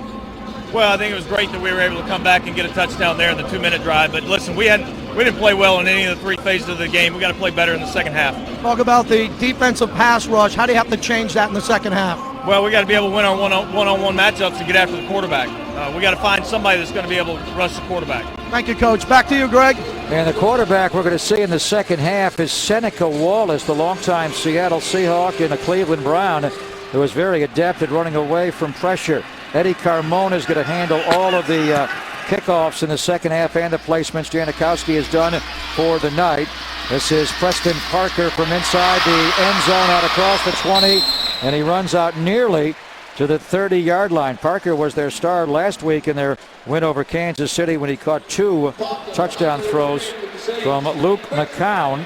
And now it is going to be Seneca Wallace who will take over at quarterback. You remember Seneca, coach, from the Seattle Seahawks. Yep. And this guy can run around, so their offense will be very different with Wallace in the game. You'll have to deal with the quarterback movement in the bootleg game now. Not a very tall guy, 5'11", but he's very mobile, and he's fighting for that number 2 spot. Here's Wallace, a short drop and a pump, and he's going to get chased down by David Bass and Jack Crawford. And it's Crawford that makes the big hit and the sack. Jack Crawford, the second-year defensive lineman, sacking the tough-to-run-down Seneca Wallace. Yeah, good job right there. Good, finally, got a good pass rush from the backside, from the blind side. Anytime you flush your quarterback out like that, it's a good sign, because you make him run for his life, and if he does have to throw, he's going to throw it short, and he's going to be off balance. Jack Crawford also made the tackle on the kickoff coverage, and here he is making the sack on the first play. He needs to play well, Dennis Allen said, as they give it to Cadet off the left side, cuts back inside and dropped on the 25-yard line. Tackle made by Usama Young after a 4-yard pickup. Jack Crawford out of Penn State, a Raider 5th-round draft pick in 2012 by way of London, England. And the Raiders do have some depth once they get healthy on the D-line, so Crawford needs to push to make this 53-man roster. 3rd down and 14 for Seneca Wallace, who did go to Iowa State, but he grew up in the Sacramento area, went to Rancho Cordova High School. Wallace out of the shotgun. Here's a blitz by Gaither. Crawford going to come 3, and he throws the ball on the ground of the screen. So that's all Jack Crawford on the tackle on special teams to start the second half, and that's his defensive series. Yeah, he played good job great by Jack Crawford. There's no doubt about it. A busy man tonight with all the injuries that the Raiders have on the defensive line side, but good pressure. They read it once again. The second screen they read very well tonight, although I think Sproles was able to get away on one occasion, but this time they stopped it cold. Yeah, why is he coming off the field, though? Isn't he on the punt return team? What, do you want him to return the punt as well? Let him do it all. Let's let Phillip Adams do that. Phillip Adams back to return this punt. He's going to call for a fair catch. What a blast. And he caught that ball with two hands out in front of him. Thomas Morstead, an all-pro punter, one of the great punters in pro football, hit a blast. Terrell Pryor at quarterback when we come back to Nolans on the Raiders Broadcasting Network. Al Davis's final selection in the supplemental round of the third round is Terrell Pryor, and he looked very good at times last week against the Dallas Cowboys. 6 of 10 passing for 88 yards through the critical red zone interception, but he also ran the pull option read well. 3 carries, 31 yards. The Raiders go into the pistol formation, and now they're going to put Pryor under center. Now he backs away in the pistol. He has a tight end to each side, and Jennings the back. They're going to roll him out right off the pistol action, and he hits the fullback, Jameis Alawale, and Alawale spinned out to the 27-yard line. So a lot going on in that formation. A tight end, a fullback to each side, a spin. There a flag down on that play or no? No flag. No flag. But yeah, you're right. A lot of action going on in the backfield. Well, there is a flag down across the field over on the Raiders sideline. Here's Jerome Baldwin. Offside. Defense, number 96, lining up in the neutral zone. 5-yard penalty. Still first down. It's on Tom Johnson, the right end, but a lot going on in that play, Plunk. Yeah, there certainly was. You know, it's easy to get fooled if you're a linebacker or a defensive back there trying to figure out what's going on. Run, pass, roll out, you name it. It's tough. And the Raiders did take the offsides on Johnson, so they get first down over again. First down and 5. Raiders. Michael Rivera, the rookie tight end from Tennessee, moving in motion, inside handoff. No, Pryor keeps it on the option read. He gets wide on Bush, and he's spilled. Well, his play fake there was very good as he gave it to Jennings, then pull it back out. He ran that full option read, Tom, expertly last week against the Dallas Cowboys 3 times through the screen game as well, very effectively a week ago. Yeah, that time he kind of tripped up a little bit on his own, after the fake. Otherwise, you'd have had a little bit more momentum going, and would have probably picked up the first down. Yeah, I agree. Well, you saw the safety, Raphael Bush, coming hard on that option read. They know this quarterback will run it and keep it. 2nd and 2 Raiders on their 29. Inside handoff, Jennings off the left side, cuts back inside, and he's going to be tackled shy of the first down. It'll bring up a 3rd down and short. Tyron Walker, the right defensive end, number 75 on the tackle. And he has played very well for the Saints this preseason. He stuffed Jennings. This is a good work for Jennings here. It figures to possibly be a 3rd and 1, a short yardage goal line runner if you're going to take McFadden off the field, Tom, or Jim, at any point he'd be in these situations, so Jennings has to convert here. Yeah, they liken him, at least Dennis Allen did a little bit to Michael Bush. That kind of situation type of guy. Now they go into the pistol. Jennings behind Pryor. Alawale to his side, and a pre-snap penalty again is called here. Jerome Boger, our referee tonight. False start. Offense, number 67. 5-yard penalty. Still 3rd down. It's on Alex Parsons, the Raider new center, taking over for Stephen Wisniewski. Well, the Raiders played so tight last week against Dallas, Tom. Only 4 penalties for 35 yards. They have not been nearly as tight in any category tonight. No, they haven't. They haven't been as smooth operating, but they're playing a little better team today. And fell behind right away, and that's not a good sign. 3rd down and 6 for the Raiders now. Pryor audibilizing. Going to move Rivera in tight to block. The play clock is at 5, 4, 3. He's got to hurry up here. 2, 1. Here's a blitz. He does get the play off. He's going to run out right. He may just run for the first down. He will. First down Raiders. Pure athleticism by Terrell Pryor. With chaos all around to merely get the ball snapped in time, he just runs away from the blitz. Yeah, he certainly did. It was a bad snap. He had to handle that first. He saw the blitz coming, got outside of it, and turned it up the field for the first down.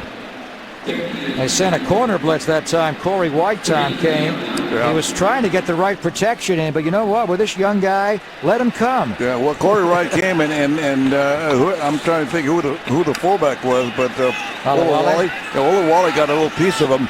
And before you know it, Terrell is outside and running for the first down. Well, not many teams, I think, will blitz Terrell Pryor. Do you really want to go try to get this guy on the ground? Inside handoff to Jennings, and he got stuck.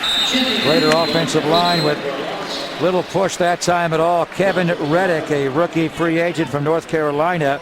Inside linebacker shot the gap and stuffed Jennings. Last week Dennis Allen was very proud of the fact that they had no negative yards rushing the football last week against Dallas, but tonight, just like on that last play, they've had a few negative rushing plays tonight. Now this Rob Ryan defense much more aggressive than Monty Kiffin's defense with the Cowboys, and it was Monty Kiffin who replaced Rob Ryan as the D coordinator in Dallas. Pull option read. Pryor keeps it running left, and the Saints are more prepared for the run game of this quarterback right now as Corey Lindsey, a young cornerback from Southern Illinois, made the tackle. What Rob Ryan was saying about this pull option read game, Tom, is that he's going to 46 defense it to death. He's going to do what his old man did, play that eagle bear front and just come with 5 and 6 guys and just blow it up. Well, the only problem with that is you're going to leave some wide open spaces down the field. That's Rob's personality anyway. He will give up a cheap touchdown here and there because he blitzes so frenzied. 3rd down and long. Another blitz by the corner wide. Pryor hit as he throws, and it's high. Butler went up and pulled it down. Did he make the catch? No. Did not get both feet in bounds, but what an effort to climb up that sideline and go up and merely catch the ball. Yeah, and it was a nice throw, too. I mean, the throw was under duress because they came with a blitz again, and somebody was right at Pryor's feet when he threw Foster, the ball. D tackle. Did Butler catch this? That may be reviewable here. No, he didn't. Oh, he lost it on the ground? He never had control. One thing that's evident about Bryce Butler, and he'll go down now and try to run down the punt returner. He's going to play as a gunner here, and they're going to double him, as he is a hands catcher. He catches the ball with his hands, not his body. There's the punt by Chris Kluwe. And the return here outside the 20, cutting back inside. This is Steve Breston, the former Arizona Cardinal and Kansas City Chiefs slot receiver. They're going to use on punt return. So a good punt there by Chris Kluwe of 57 yards. Pryor got him moving a little bit, but not enough. 23-7, the Raiders down in New Orleans early 3rd quarter on the Raiders Broadcasting Network.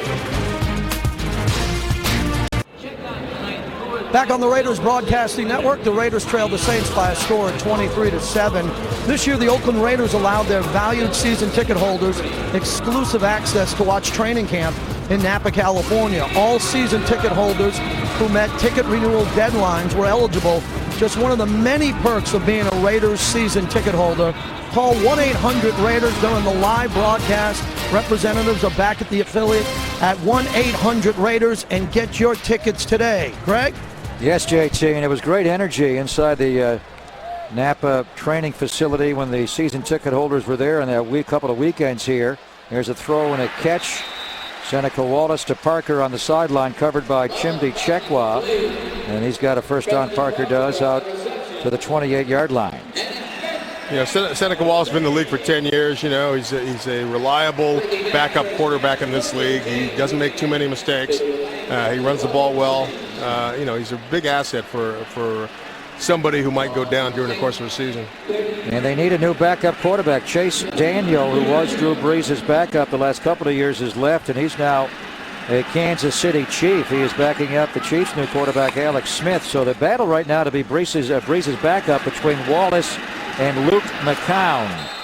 And here's a handoff to Cadet, and he gets stuffed in the backfield. The Raider defense, the second line defense, led by safety Brandon Ross there, comes up with a nice play. Yeah, I think Brandon was coming on a blitz. He did that. He read it real quickly, but he was in the backfield.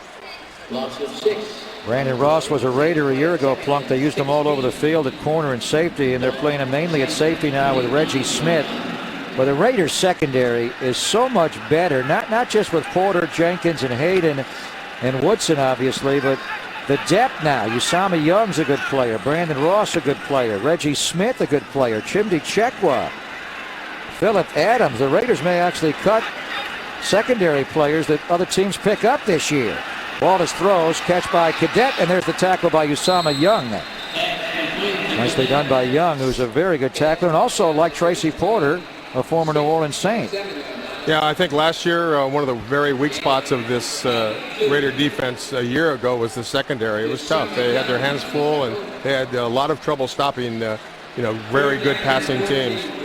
Usama Young was a third-round draft pick of the Saints in 2007. 4 years there as a backup, then went to Cleveland for a couple of years where he was a starter. Of course, the Raiders had so many injuries in the secondary last year, losing Ron Bartell and Shawntae Spencer, the two corners, almost immediately. 3rd and 14. There's Wallace, a play action. Throws over the middle. It's caught by Parker. First down, Saints on their 42-yard line, tackled by Omar Gaither. You know, once again, it's a story of not getting to the quarterback, not putting pressure on him. He's able to look down the field, find the open receiver, and deliver the ball. Preston Parker finding a soft spot there against the coverage of Omar Gaither, the middle linebacker, in a zone. And Phillip Adams came over. We're talking about Brandon Ross earlier, can play safety and corner. He's now playing slot corner for the Raiders.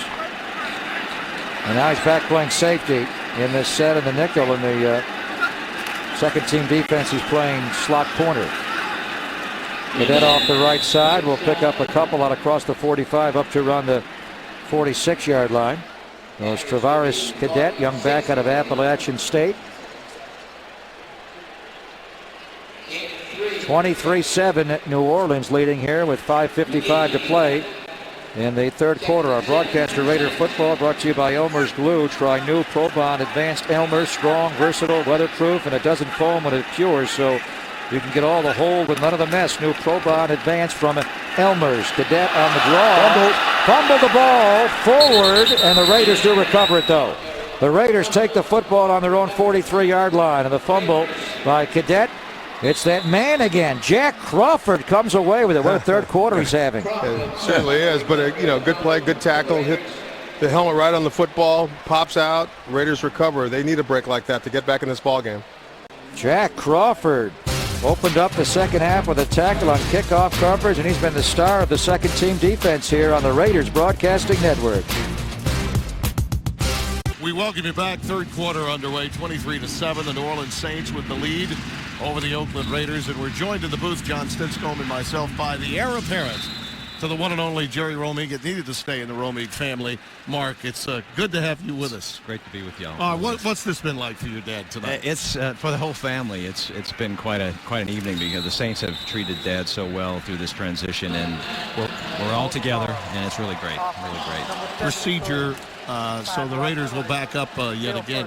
Mark, I've talked about this often. One of the reasons I love coming back here to do Saints preseason games is because of guys like your dad that had such influence on me when I moved here as a young broadcaster. And he absolutely just loves life and loves everything about New Orleans. He is the epitome of being a Saints fan, and he takes that attitude to the game every week. And it's been great to learn from him. When through those years, as you see the handoff going to Alawale, he's out to about the 45-yard line.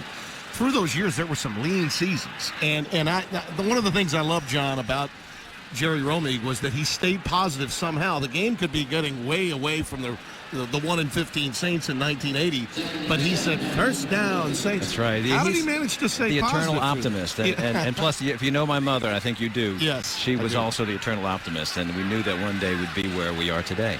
So it's been great. Second down and 7 here. Let's see what Pryor can come up with. Again, great pressure by the Saints up front. That's Quinn Foster, number 74, making the stop. Jerry Romig is such an essential part of what the Saints have always been. For you, how awesome is this that you're taking over? Well, you know, Jay and I were with Dad in 1970 when Tom Dempsey kicked the field goal at Tulane Stadium underneath the overhang there. And to know that now 40-some-odd years later that Jay is where he is with the New Orleans Saints, and I get to help carry on Dad's legacy. It's awesome. It really is. And we're just blessed as a family to be able to be part of it. Let's see what happens on 3rd and 14 here for Pryor. More pressure coming, and he just gets rid of it. Mark, obviously with your dad, one of the taglines everybody associates with the Saints is "First down, Saints." Is that something that we can expect? Yeah, I've got to channel that. You know, it's like "First down, Saints." Yeah. And Mom is telling me already, look, you know, you got to sound just like your father. And Dad's saying, Mark, you know, you got to do your own thing. Yeah. And so it's somewhere between the two. But I know I got to be brief whatever I do so that the fans can enjoy themselves. From someone that's in the state of Louisiana but does pronounce his R's, the because I'm from Shreveport, as a Yankee, as they would say. You're north. I will tell you, you've got enough New Orleans in you to remind people of Jerry Romig. Okay? That's all right. Steve Breston is back deep, and this one is going to go through the end zone. Mark has done so much for the New Orleans community, in the sports community, the foundation, essential part of helping to bring the Super Bowl here. He's got a wonderful future in the booth, taking over for his dad. Many thanks. Back with more. Stay right where you are. 23-7, New Orleans with the lead by 16 over the Oakland Raiders. Saints fans, every time you use your Saints Visa debit card, you're entered in the Fanplastic sweepstakes. Learn more at whitneybank.com/fanplastic.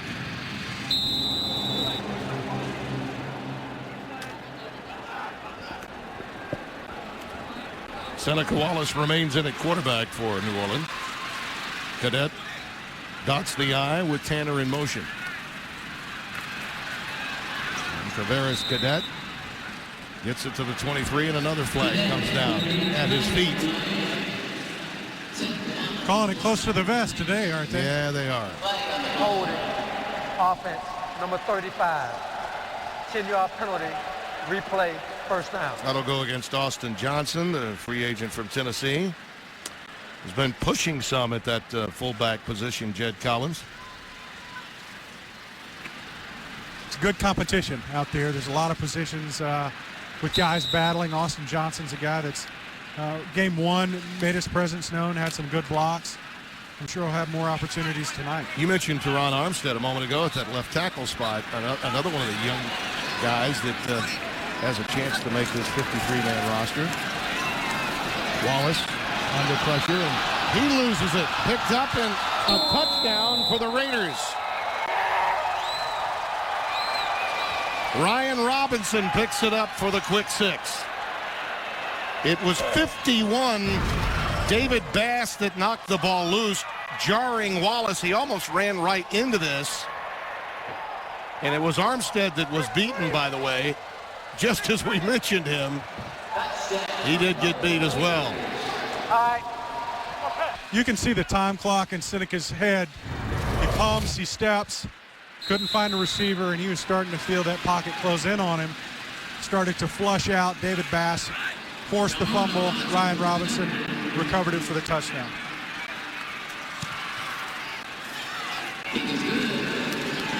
And the extra point by Eddie Carmona. It's good. 23-14.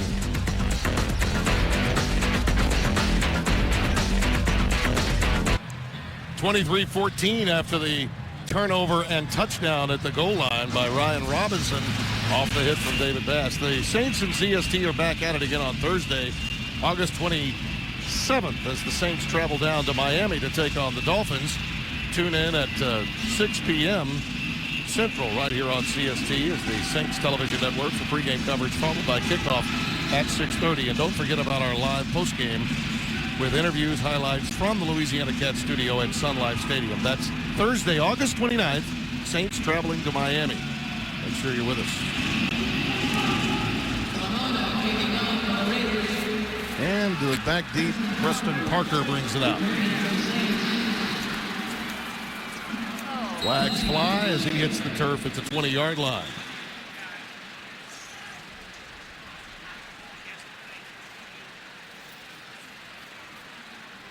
Watching some of the other preseason games, we've seen a lot of flags. During the return, holding, return team, number 59. 10-yard penalty.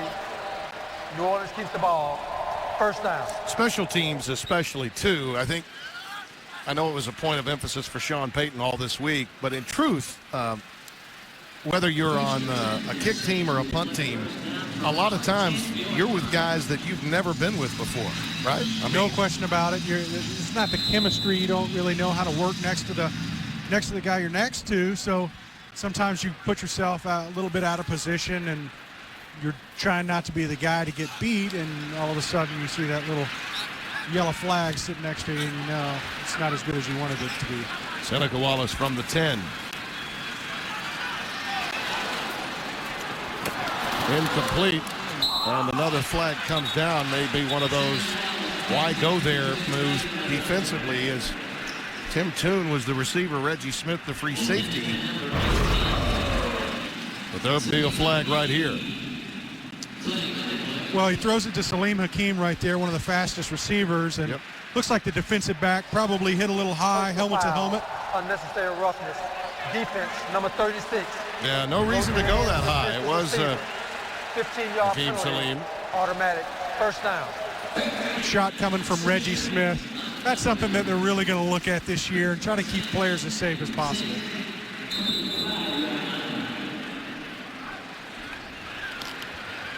Salim is the deep threat. Salim Hakeem up at the top of your screen. Ball is tipped into the air, and is it picked off? It may well be. The Raiders have it. Wallace's pass tipped into the air. Omar Gaither comes down with it, number 52. But it was tipped at the line of scrimmage.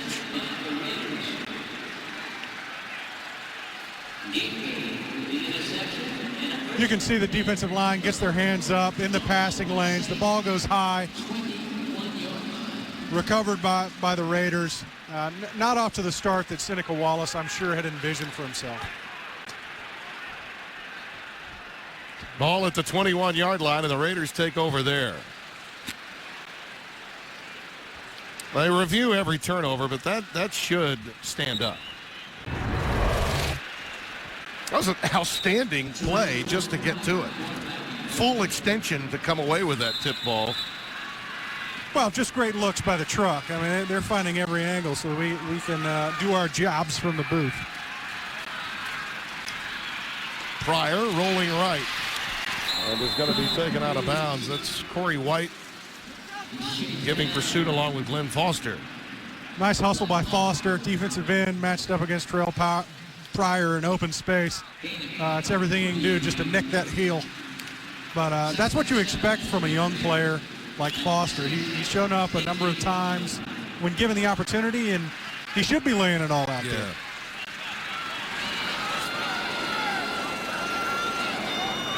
Jeremy Stewart is the lone setback, number 32, and he'll take it. He runs right into the awaiting arms of John Jenkins, 92. John Jenkins, a draft pick out of Georgia. Big space eater in the middle. Has good feet. I think he's got a great future. I think he should be a 9 or 10 year guy without any problem whatsoever if he stays healthy.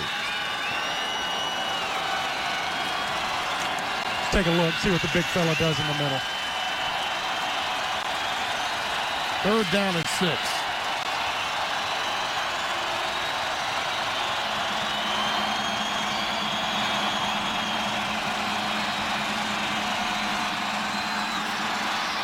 It's caught inside the 10-yard line. Should be first and goal for the Raiders.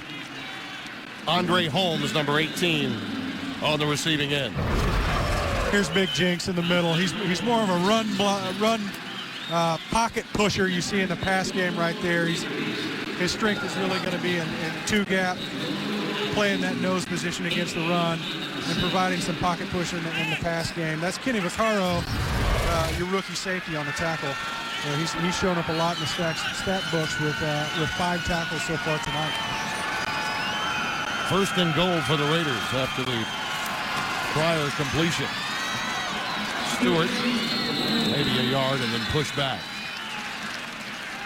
Much more in John Jenkins' wheelhouse right there. Run right at him, holding the point, 2 gap in the center, and keeping those rushes in the interior down to short yards.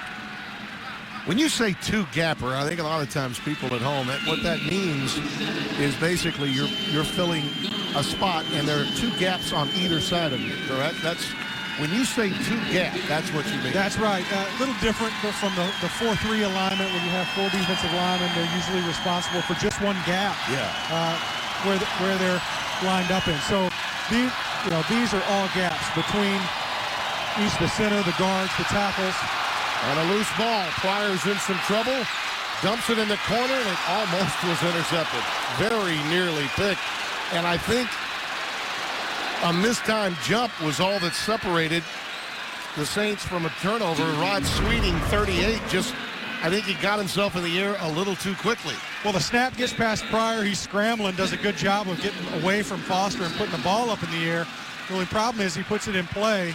And Rod Sweeting, a guy, an undrafted rookie free agent, has a chance to make a play. He's shown up and done a lot better this preseason, but missed an opportunity right there. Trying to get the ball to Session, and he jumped too soon. Pryor with time, now is flushed from the pocket. This is where he's really devastating. Flags down, but he's in the end zone for the touchdown. Well, it looks like it's coming back. We'll wait and see what the call is. Holding, offense, number 67. 10-yard penalty, replay, third down. Alex Parsons, the center, the backup center for the Raiders, is guilty. If you watch John Jenkins right here in the middle, he starts to get away from the center. He grabs a whole little too much cloth and spins John Jenkins around. Pretty easy for the ref to see that one once you see the spin move from the defensive tackle. Sometimes they sell it. Sometimes the D-line will sell it. I don't think he needs to sell it that hard right there. Young fan in midseason form too. Third down and goal from the 17.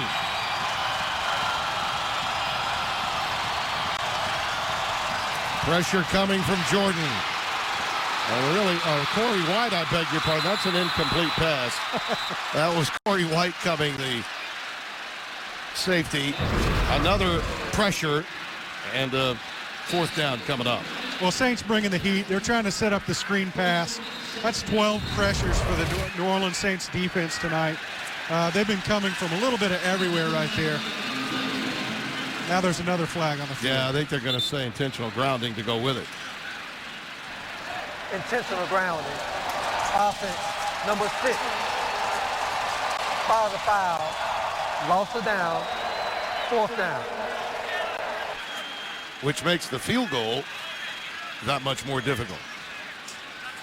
Eddie Carmino coming in to attempt it, but it'll be, when you consider where the Raiders began this possession, now it's going to be an iffy field goal try for Dennis Allen's team. You can see he's fired up. It was a screen pass that Pryor just threw at the feet of his running back, and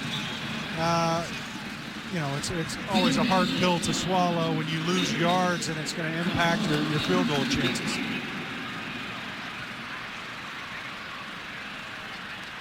I think the officials are just trying to determine the point of the scrimmage and then tacking on the yardage to go with it. Plenty of discussion going into this one.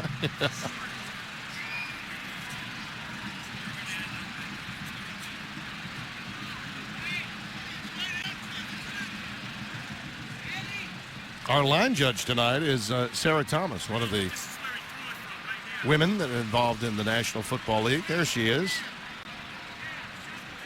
She's gotten much national attention since she debuted. It's a spot of the foul. That's foul the situation. For intentional grounding. It's 10 yards from the previous spot. Loss of down. Fourth down. Yeah. I think that was what the determination.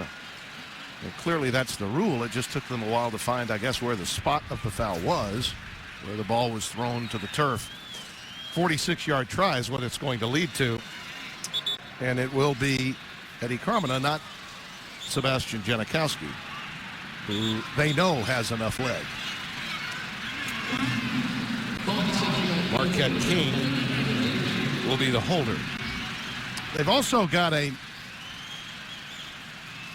new situation with their long snapper this year. For a long time, John Condo's been the guy. Now I think they may be going in a different direction for that with the Raiders down the line. Lots of changes on organization in transition. And the boot is right down the middle.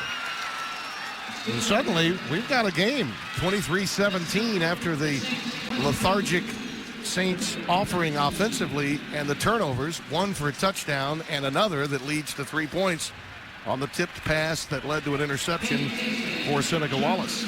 Well, that's how quickly the game can change, and turnovers is usually the key to that. And when you score off a turnover, it puts a feather in the cap of the defense and deflates the offense. Now it's about Seneca Wallace rebounding from those. Certainly nothing to write home about, a -7 on your 6-play drive, but it does lead to a field goal that has made it a 6-point game. That's your Rouse's scoring drive. Let's take a look again at our Golden Flake Ask the Announcer question from at Magnolia Slim. How do you think the new 3-4 defense has looked in the preseason? You're the analyst. Tell me. Well, in my opinion, you've seen a number of looks. 3-4 is just one of them. I think with the various personnel that has been down and not available, they're just trying to figure out who can play and where they can play them. Whether it's Jay Richardson moving from defensive end to outside linebacker and putting his hand on the ground and standing up. You've seen a variety of looks, and so far they've been very effective tonight. Preston Parker brings it out of the end zone. He's got some room down the sideline if he can make another cut, and a flag and another flag come down. Just about every kick we're seeing markers in tonight's game. 39-yard return, but it'll be coming back. With another player down from the Raiders Yeah. and another flag on the play. It's kind of the way this game has gone. Yeah. During the return, holding, return team, number 74, 10-yard penalty, first down. Glenn Foster is guilty. Watch the left side of your screen here. He's coming right at you. Parker tries to outrun the play to the outside of the block. Yeah, holding the kicker. I'm not sure how much blocking Glenn Foster, a defensive end, does. So. And we got an injured kicker. That's Cromino that's down. That backs the Saints up all the way to the 12-yard line to begin this series. Let's take a look at how this happened with Cromino. Carmona, the kicker in this situation, forced to take his man out, and we've seen this happen. Morstead had it happen in New England a couple of years ago. What a rough blow, huh? Eddie Carmona. That looked devastating. I'll never forget when that happened up in New England. That was a little bit of a blow that the Saints had when he got hurt. When New Orleans was up 23-0 before the Raiders' first touchdown towards the end of the second quarter, memories of that 45-7 blowout win you guys had in 2009 at the old Oakland Alameda County, what they used to call it back in the day, kind of dashed through my head. Did you guys think, I believe that was the first time that season when people were talking about how legit the Saints were for a run at the Super Bowl? Even in the preseason, it came up after that week. You remember that? You start to get feels really early in the season when you have something special in the locker room. Yeah. And we felt it. Regrettably, we felt it at other times, and it didn't exactly pan out. Yeah, that's true. But I remember a lot of the national media really picked up after that preseason game, saying, gosh, that team, and people were wondering the same thing then. Was it a case of the Saints that good or the Raiders that bad? And in truth, it was the Saints were that good. Most of America just didn't know it at that time. Well, it highlighted what a complimentary game we were able to play, both offensively and defensively. Cadet puts it on the ground again. It is recovered this time inside the 5-yard line. That's Lolito, 68 of the third floor. on top of it. That saved a third turnover for the Saints in this quarter that could have led to big-time points for the opposition. Your Rouse's score at the end of 3. The Saints 23, the Raiders 17.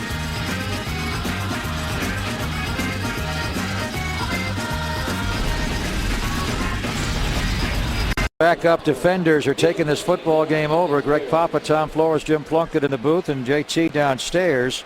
Travaris Cadet just fumbled again, and he has now been pulled out of the game by Sean Payton. Too many fumbles by Cadet here, Coach. Yeah, that's way too many. I mean, that's 3 fumbles on his part? Yeah, Kalen Burnett caused the fumble, and Lolita, the backup offensive lineman, recovered. So Cadet has been pulled now. Kyrie Robinson, a rookie free agent from West Texas A&M, is in to replace him. Seneca Wallace from the end zone lobs one down the right sideline off the fingertips of Steve Breston, and it was Taiwan Jones who was on the coverage there, Plunk. Yeah, but it's a ball that should have been caught, in my opinion. They hit him right, he had both hands on it, had to stretch forward, but it was a good throw. Could have been a good catch. It wasn't. Your quarterbacks want everything caught. Hey, yeah, you catch it, you catch it. One. How about the coverage of Taiwan Jones, Tom? Well, the coverage is pretty good, but the ball is thrown perfectly. I agree with Jim, but that would have been a very good catch. Hit him in the hand. Taiwan was running him. He got to have maybe a fraction of a step, enough for the ball to get to his hands. Here's the inside handoff to Robinson out of a shotgun, and he runs for a Saint first down. He got tackled right at the sticks. At the 12, they're going to punt. That's the original line of scrimmage. They'll punt the ball away. As on the fumble by Cadet, they were back. That was a 3rd and long, so the fumble there hurts them. But Steve Breston on that drop. Breston was a very good slot wide receiver in Arizona for years with Larry Fitzgerald and Anquan Bolden. Yeah. And he's kind of lost his way after a couple of years in Kansas City. Greg Jenkins back to return this punt.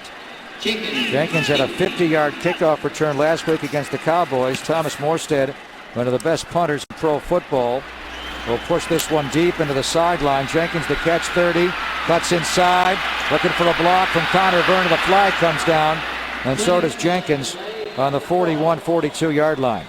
Just about every special teams play tonight, we have had yellow on the field. Yeah, a lot of flags flying tonight. There's no doubt about that. Yeah, just 7-yard punt by Morstead. Tom. Completely opposite of last week. Last week there were very few flags on the field. This week there's been a bunch of them.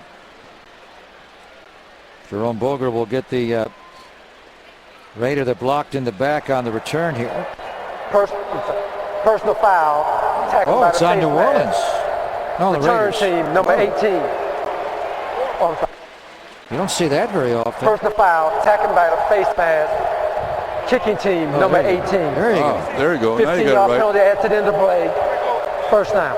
That's on Salim Hakeem, whose older brother, you may remember, Zahir Hakeem. JT remembers him. JT. Thank you, Greg. Everyone in the Raider Nation is talking about the Raider app. If you haven't downloaded it yet, go to iTunes. For Raider fans, the schedule, merchandise, news, it's absolutely outstanding.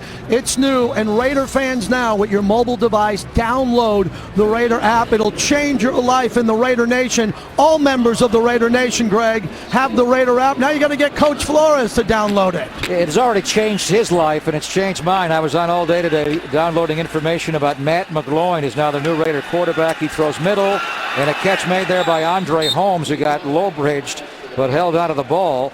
And here is Matt McGloin, who Coach Allen was raving about this morning in our meeting, guys. He played very well, 4 of 7 for 78 yards. The touchdown pass to Bryce Butler against the Cowboys, Jim. His quarterback rating last week, 135.7. And more importantly, he got the Raiders 10 points in 3 drives. Yeah, he did. And, he was very high on him. He felt he had the strongest arm of the quarterbacks down there throwing the football. And he's just kind of a player. Guy gets things done. First and 10 Raiders on the Saint 33. Hand off to Jeremy Stewart off the left side. This guy McGloin played as a walk-on at Happy Valley, Penn State, for Bill O'Brien. And Coach Allen keeps using phrases like he doesn't get rattled, it's not too big for him. And it's quite obvious, Tom, that they like this guy. And right now the plan is for him to play the rest of the football game tonight, and Tyler Wilson will not play at all tonight is the plan. I'm surprised that Terrell didn't play a little bit more. I thought he'd play into the fourth quarter, but I guess they felt he had showed enough. Second down and 10 Raiders, early fourth quarter. McGloin throws out right a little high for Nick Casa, the rookie tight end, and that lands incomplete. Matt McGloin taking over for Terrell Pryor, who was merely 1 for 5 tonight. Only 9 yards. He ran 4 times for 15 yards. The Saints were all over that read option tonight, almost like they game planned and practiced against the read option tonight. Yeah, it looks like ready. they might have, I think they did. They were very prepared for it. And that was a play that really hurt them at times last year against the Carolina Panthers playing in their NFC South. They had a horrible defense a year ago. Everything hurt them. McGloin, 3rd and 9, throws. Almost intercepted there by the corner White. As McGloin that time made a rookie mistake, Tom. He threw into double coverage. Yeah, he threw into a lot of white shirts there. One in front and one in back. That's not a good time to throw. He tried to stuff that ball in there. I think he predetermined where he was going to go. Looked like he was looking that way the whole time. Trying to go to Jenkins, and Corey White was doubled. Janikowski going to come in and kick this field goal from 50 because Carmona got hurt on the kickoff. Kondo will snap, Chloe will hold, Janikowski kicks it away, and here in the dome he can make one from 70. That is right down the middle, easy from 50 yards out. So Janikowski, the plan was for him not to kick in the second half, but Eddie Carmona is hurt. Hey, we have a game. Raiders down 23-20 with 12.5 to play in New Orleans on the Raiders Broadcasting Network. Raider offensive coordinator Matt McGloin, or Greg Olson, talking to the Raider quarterbacks. Terrell Pryor eavesdropping them in. That's Matt McGloin, who has not made those kind of rookie mistakes, Tom, whether it's in camp or the OTAs or in the games, but he just did a moment ago. He threw into double coverage. Yeah, this is a different style of defense too. Rob Ryan is always a little, even though a lot of teams play the 3-4, he's a little unorthodox in a lot of the stuff he does, with its coverages especially. Now, some would say unsound. he blitzes crazily, and they give up. This New Orleans offense is so good. They're going to score 30 a game. And it's just disheartening when the defense gives up an easy score because they blew a coverage in a blitz. Nice kickoff there by Janikowski. They have had 3 different defensive coordinators in 3 years. Greg Williams, of course, lost his job in the bounty scandal. They went to Steve Spagnuolo a year ago. That was a disaster. And then to Rob Ryan this year. Ryan Griffin's going to take over for Seneca Wallace here. Young quarterback from Tulane who played his home games with Tulane University right here in the New Orleans area, right here in the Superdome. The hold on the club the remaining of the game. 23-20, Raiders down. Griffin going to throw and a screen.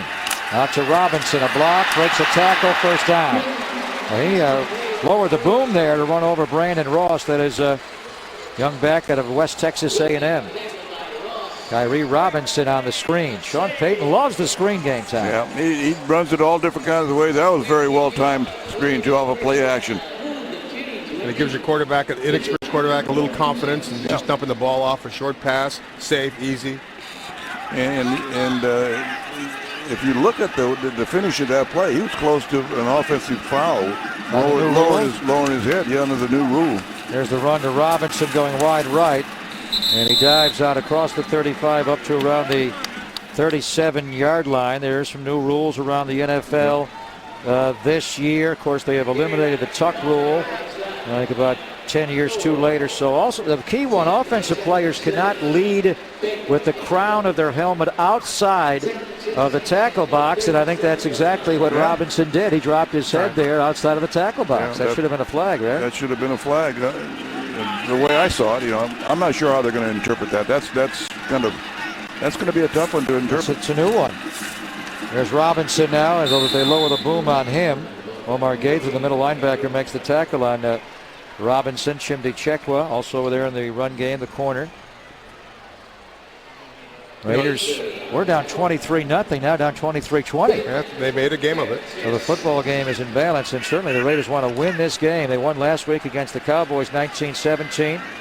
It was the Marquette King, big towering punt that forced the muff that got the Raiders a win last week. 3rd and 6, empty set for Ryan Griffin. 3 left, 2 right. Griffin back, time, check down, catch. Robinson, first down, cuts inside on Gaither. Breaks a tackle to Reggie Smith. He's still up and finally dropped in Raider territory on the Raider 48-yard line. So Kyrie Robinson far out performing Travaris Cadet tonight. He looked good here. Tough guy to tackle. He gained 15 yards here. Slips Gaither, slips Reggie Smith. Got into Raider territory. And that's kind of past the read option by the receiver, going out there, taking the linebacker inside and beating him back to the outside. A very found play of Sean Payton. 1st and 10 Saints right in the middle of the floor to Lee at midfield. There's Griffin throwing a bomb for And covered there by Taiwan Jones. He went to Salim Hakeem. And a flag does come down late. I don't think it was on. It's going to be a PI on Taiwan Jones, but it was thrown by the official, Tom, in the middle of the field. Yeah, that's unusual that he would throw it on him. Pass interference. Defense number 22. Grabbing the arm of the receiver. Thought he got away with it. Automatic. The flag First came down. in late, and it came from the middle of the field. Well, it came from the middle of the field, and usually that's the end man. I'm not sure why he threw it. Well, I think he holds his arm down right there. Well, I see the flag. I mean, I see the penalty, but I'm not sure the guy that called it is the right guy that should be calling it. First down from the 10-yard line. Robinson breaks, now spun around, and finally is dropped right at the line of scrimmage there.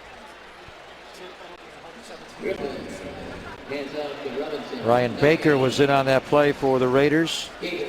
Backup defensive lineman. They've had so many injuries on the defensive line in camp that they've had to sign guys right off the street. And Ryan Baker's played before 4 years in the Miami Dolphins, but he was signed after the Raiders went to training camp. We have not seen Pat Sims practice for just about an hour, as all he has practiced in training camp with a hamstring injury, and he's a great run defender. You got to get him up. There's Preston right sideline with a catch driven out of bounds by Taiwan Jones. Pat Sims, a tremendous run stuffer. He's a guy, he'll play the nose, Tom. He's tough to move. Yeah. And you put him next to Vance Walker, who's a 3 technique, a penetrator. That's your combination right there. We've not seen him. Do we have a progress report on him? They're hopeful to play next week against the Bears. Third down and 6. Is it third and goal? It is third and goal from the 6, so they cannot get a first down. They run Robinson off the right side, and he goes all the way down to the goal line. Looked like the Raiders were going to tackle him, and I'm on the 5 or 6, Ryan Robinson, and somehow he scored it down to the goal line. He is short of the end zone, but that'll give him a chance to go for it on 4th and goal from the 1-yard line. Raiders almost grabbed a face mask as well. Sean might decide to go for it instead of kicking the field goal. I think he will now that it's 4th and goal from the 1-yard line. Now Robinson got more of the shoulder pad than the face mask there. Timeout call. New Orleans, they're first. Saints will call a timeout as Sean Payton is going to go for it. He wants the right call in on 4th and goal from the 1-yard line. Saints 23, Raiders 20 with 8:08 to play in the game from New Orleans on the Raiders Broadcasting Network. Oakland Raiders football brought to you in part by the Home Depot. You can get a lot more bathroom for your buck there with stylish bath products at guaranteed at low prices. You can finally retile that floor, revamp that vanity, or rethink that shower. Visit homedepot.com/bath for more details. More saving, more doing. That's the power of the Home Depot. Let's see if Sean Payton runs some power at the Raiders here. They have a 4th down and goal from right on the 1-yard line. 8:08 to play. The Saints are up 3, so a touchdown here would put them up 2 scores. Tanner goes in motion, followed by Taiwan Jones. The give is to Robinson, and the Raiders stuff him. The Raiders with a goal line stand keep him out of the end zone and keep it a 3-point game. Nice penetration there. I'm not sure who the penetration was from, but it was excellent penetration. And the Raiders get off the field, Tom. Let's take a look at the defensive line, getting a little surge there and coming up with a play. Yes, indeed. The whole left side of the line, they just drove. They drove the offensive line in the backfield. That's what Gaither and Ryan Robinson that made the play and kept him out. So the Raiders up against their own goal line, but it's still a 3-point game with 8 minutes to go on the Raiders Broadcasting Network. Back in New Orleans on the Raiders Broadcasting Network, the Raiders down by 3. You got to credit this second-team defense. Coming out of the tunnel at halftime, the Raiders struggled in the first half. The energy. Greg, there are guys down here competing for jobs. They're playing hard to impress the coaching staff. They're back in the game. Back to you. And now Matt McGloin will begin this series right up against the shadow of the goal line after the goal line stand. Got to get out here and avoid a safety. They run Stewart straight ahead. Did not get much. Rufus Johnson and Tony Bergstrom are going at it. Tony Bergstrom is still playing here, Tom, late in the game in the 4th quarter. Yeah, he's played almost the whole game. Yeah, Stewart did dive out. Yeah, Bergstrom did not start tonight at left guard. Lucas Nix did. Nix did not play all that long as he's coming back from a scapula bruise. So is Bergstrom playing right tackle? What do they have Bergstrom? I believe so, yeah. That's number 70 out there. Here's the inside handoff. Alawale, did he get out of the end zone? No. That could be a safety. They ran the fullback dive, and Alawale got stuffed in the end zone for a New Orleans safety. 2-point Saints. Wow. That's why you run that play, so you don't have a negative rush, and he could not get out of the end zone. That was about as quick hitting as you can be. But they didn't block. The left guard did not come off and block that linebacker. And also Willie Smith got pushed back by Rufus Johnson. And that's what happened. Willie Smith just got pushed back, and Alawale got walled off by his own guy back into the end zone for a safety. 25-20 Saints on the Raiders Broadcasting Network. Jameis Alawale stuffed in the end zone for a 2-pointer safety by Will Herring, the former Seahawk. The Raiders will free kick it here. Marquette King. Would have loved to have seen him free kick one, but they are going to let Chris Cluey, the veteran, free kick it away from the 20-yard line. Raiders now down 25-20, so if you're worried about overtime at a preseason game, that's not going to happen now. There's Parker back on the 15, 20, 25, straight ahead, 30. Runs into his own guy, comes off 40. Dropped on the 41-yard line. And a flag is down on the return. Holding. Receiving team, number 11. 10-yard penalty from the spot of the foul. First down, New Orleans. They had dual return man, Parker along with Jared Faison, a wide receiver, and it was Faison who held there. Well, neither coach is going to be happy with the overall sloppy nature of this football game. The Saints played the Chiefs last Friday here at home, Tom, and that was a real sloppy game. And the Raiders played a clean one against the Cowboys, but both teams have been sloppy. Yeah, tonight was very, very sloppy on the Raiders' part. I thought, and Coach Allen was just looking for a continuation of what they were doing last week, and they kind of went backwards a little way today. Plus the injuries, I think, are the real concern. There's Griffin handing off to Robinson off the left side. Breaks a tackle and is still up, and now finally dropped on the 30-yard line. Well, the competition for the fourth running back spot behind Pierre Thomas, Mark Ingram, and Darren Sproles. Robinson, Plunk, is badly outplaying Cadet tonight. Oh, seriously, he really is. He's breaking tackles. He's running hard, keeping his head down, picking up tough yardage. Spins away from a lot of would-be tacklers. He's looked very impressive tonight. Omar Gaither finally got him down. Eddie Carmona, we are told, has a neck injury. There's Ryan Griffin rolling right, finding Patrick Creighton, the former Dallas Cowboy, into Raider territory. Finally pulled down by Omar Gaither, who has got to be gassed. He's played a lot of football tonight. They signed Patrick Creighton the other day, the former Cowboy, as they've had injuries in their wide receiving coach. Joe Morgan, their big vertical threat, is out the air with a torn ACL, and Creighton goes 31 yards on this catch and run. Yeah, it was a couple of missed tackles there at the line, about 5 yards down the field, and gave him all that running room.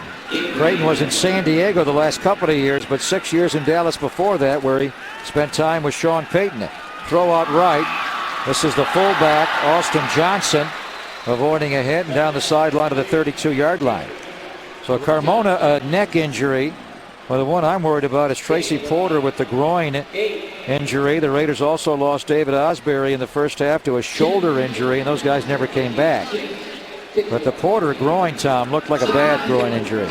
Yeah, that was kind of a freak thing, because when it happened, it looked like his legs were up in the air, and they must have just snapped when he hit the ground. I thought it was something else. I thought it was his shoulder. He did it making a tackle, and also Tyvon Branch came over to the sideline and hit him as well. Robinson off the right side, the outside zone run, and he's tackled there by the defensive end, Robinson. That is Ryan Robinson tackling Kyrie Robinson with 5:10 to play, and the Saints up 25-20.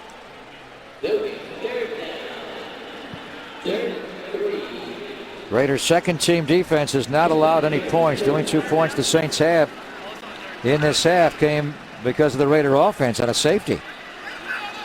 And the Raider defense had a goal line stand to keep him out of the end zone. Ryan Griffin, the Tulane quarterback.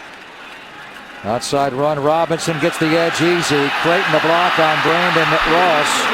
That's Patrick Creighton, the wide receiver. Quite a block there on Brandon Ross, the safety / corner, and that gave Robinson the easy edge for a nice gain of 18 yards. Yeah, there doesn't seem to be anybody out on the edge at all. Reggie Smith, the safety, was late coming over, and Brandon Ross got blocked. 4.5 to play in this game. This is the first time ever the Raiders have come to New Orleans to play a preseason game. You guys came here to play a postseason game, something called the Super Bowl, but never a preseason game. Robinson off the right side. He looks good. Hurdles the pack and dives down to the Raider 12-yard line. This guy ran for over 2,200 yards his 2 years at West Texas A&M and scored 26 touchdowns. He also caught 60 passes. And if you want to play running back for the Saints, Tom, and Sean Payton, you got to catch the football because he likes to throw it to his backs. He does. Sproles had 75 catches a year ago. Pierre Thomas and Mark Ingram also had a lot of touches through the air. Yeah, they spread the ball around. You're going to catch a lot. You're going to catch them, and then you're also going to catch a lot of screens. Yep. Right. That's where a lot of those passes, those catches come for those backs off the play action. Sproles 75 catches last year, 86 the year before that, and before that they had Reggie Bush here, who was a tremendous pass catcher out of the backfield. 3:50 to play in the game. 2nd and 8 Saints on the Raider 13. Here's a bootleg. Griffin rolling left after the play action, rolling and looking, and now he'll dive down. Nowhere to go. So he's tackled at around the 10-yard line. That'll bring up a 3rd down. Jason Tarver, the Raider young defensive coordinator, hoping to get his guys back next Friday against the Chicago Bears. Join us at the O.co Coliseum next Friday night. Raiders playing Mark Trestman and that new look Bear offense. Trestman, the former Raider offensive coordinator, now a head coach after a good run in the CFL with the Montreal Alouettes. Jay Cutler and Brandon Marshall and Matt Forte. That'll be a challenge next week. There's Griffin back on 3rd down. Screen. How did that ball get caught? There was Raiders everywhere. And it didn't. It hit the ground. Yeah, well, it didn't. As they went to Cadet came back into the game there. Robinson got tired. Yeah. And they brought Travaris Cadet back in. He was pretty winded. That ball was played very well by the defensive line. Raider defensive line. Maybe they're a little too tired to rush a passer, but they were there for the screen. The Saints do not have any extra kickers or punters, so Hartley and Morstead handle them all. So here's Garrett Hartley. Well, he's a hero around this town with that onside kick to begin the second half of Super Bowl 44 against Indy. That turned the whole game around. Hartley makes the easy chippy. Well, you know what? Overtime now still is a problem. It's a possibility. He made the field goal to make it 28-20. The Raiders are a touchdown to the 2-point conversion away from tying the game. Here we go. That would be a good problem to have. With 2:53 to play in the game. So it's going to be a long night for the Raiders. They're going to fly home right after the game and get back to Oakland in the wee hours around 3:34 in the morning. Yeah, poor Plunkett has a tee-off time at 7. Boy, it's tough being a Heisman Trophy winner, 2-time Super Bowl winner, MVP, isn't it? Hey, you do what you got to do. Why are you waiting till 7? Just tee off when we land. I would like to, but it's... Well, the good news is when the Raiders fly home and get back to work Sunday in Napa, DJ Hayden, the #1 draft pick, number 12 overall of the University of Houston, will wear a black jersey. He will not have to wear the red anymore. The red is the no contact jersey. He had abdominal surgery, scar tissue in May, a product of the horrific injury he had last year at the University of Houston. Have you guys seen him much? His feet, Tom. He has tremendous cornerback movement skills. Yeah, I watched a couple of days of practice, and he has all the natural and quickness and the closure, and he had the whole deal. And he had the red jersey on, but he did everything but contact then. The back pedal, the break on the ball. He has the smoothest back pedal, great change of direction. He is a tremendous young player. Here's the kickoff return from the goal line, 10, 15, 20, and the return made by Greg Jenkins, the converted quarterback in college to wide receiver in the pros. So we have to find out about this injury to Tracy Porter. It's a groin injury, but the plan was to have a trio of Porter, Jenkins, and Hayden, and have Porter have the ability to jump in the slot. And hopefully the Raiders did not lose Tracy Porter, Tom, which was going to be one of their base corners in a slot. Yeah. When they go nickel, he jump inside. Yeah, it's hard to tell because it was such an awkward thing. He was in an awkward position when he got hit. His legs were up in the air, out of control. And I think that's when he snapped his groin. And it depends on if he pulled it or snapped it. McGloin throws middle to Greg Jenkins, and he's dropped on the 25 plunk, bringing up a second down at about 4. Yeah, it was a good quick read by McGloin, I should say. We're talking about. You're worried about the groin injury. Yeah, apparently. But he's hustling, trying to get the offense going with a little over 2 minutes to go in the game. 2:22 to play. McGloin back, throws middle, dart, catch again to Jenkins. First down, Raiders out to around the 36-yard line. One more play before the 2-minute warning. They're trying to get it off. 2:10, 2:09. They got time. Jenkins wide right, slot left. Vernon inside of Isaiah Williams. McGloin gets it off. A running play. Deontay Williams out of Cal Poly. Well, McGloin ran that 2-minute drill, hustled up, got the play off, and looked pretty good. This is the 2-minute warning. 1:57 to play in the game. Raiders are down a touchdown of the 2-point conversion. 28-20 in New Orleans on the Raiders Broadcasting Network. All right, there are the guys that have combined for the big play of the game. David Bass with the strip sack and Ryan Robinson with the scoop and the score. It's our play of the game brought to you by your local Nissan dealers. Bass gets Seneca Wallace from behind, and Robinson's got the ball laying on the goal line. That's a D lineman's dream. Touchdown Raiders. And those guys can both heat up the quarterback. They're undersized. They both go about 255. They're going to get some deficiencies in the run game, but it may be worth keeping one of them or both of them just to get after the quarterback. 2nd and 6, Raiders on their 40. McGloin throws right high, but pulled down by Connor Vernon, and then tackled immediately by the corner, Corey White. Raiders down 8. It is 3rd down and short. 3rd and 1 on the New Orleans 45. They give it to Deontay Williams off the right side. First down Raiders. Out to around the 46, 47. Timeout Raiders. Yeah, there was a rookie mistake right there by McGloin. His guys weren't set. He's got to know they're not set. Illegal shift. Yeah. Offense. 2 men moving and not getting set. Number 85. 5-yard penalty. Replay 3rd down. Yeah, he wanted to get going. But you got to make sure they're set, and that's the quarterback's responsibility. So they don't convert it. It's 3rd and 1 becomes 3rd and 6, Plunk, and this is a big play here to extend this 2-minute drill. Well, they're going to go 4 downs with this, so got a chance to pick up that first down. 1:37 to play. Slot right, Vernon inside of Isaiah Williams. A flag comes in. Yeah. False start on the Raiders pre-snap, and now it's 3rd down and 11. False start. Offense, number 66. 5-yard penalty. Still 3rd down. That is a son of a coach. That is Terry Robisky's kid, Andrew Robisky, with the false start. He had a penalty last week against the Cowboys. Well, that is tough. It was 3rd and 1. Now it's 3rd down and 11. Oh, and they actually converted that first down, actually. Yeah, they did before the penalty was assessed. The 2 guys moving simultaneously. Pressure now. McGloin going down. He fumbles the ball.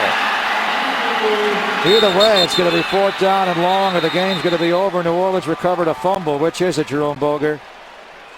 McGloin got hit. He fumbled the ball. I think the Raiders keep the ball, though, right? Yeah, they keep it, yeah. And you go forward on 4th down. They are going to go for it. Let's take a look as McGloin got hit and lost the ball. But apparently the Raiders recovered that mess. Because it looks like he did lose the ball early. Yeah, he fumbled the ball. Right there. It's already gone. It's that young lineman, Glenn Foster, again. Well, he looks like a player, the rookie free agent from Illinois. How many times the Raiders have their quarterback sacked tonight? 8, 7 or 8? Yeah, 7. Way too many. Matt Flynn 5 times, Pryor once, and now McGloin once. Well, who recovered the ball? There was a fumble. Well, I think they knocked it all the way back to McGloin. Looked like it. Yeah, here's Jerome Boger. The ruling on the field is that the quarterback was down by contact prior to the ball coming out. That's not. Fourth down. I don't think so. Well, they got to review that. It's under 2 minutes, so they would review it if anybody cares. But that's not the way we saw it. The ball's out right? already. It's already gone. He's out. Yeah, that's. Well, his forward progress was stopped. Would they rule that he was already sacked, Plug?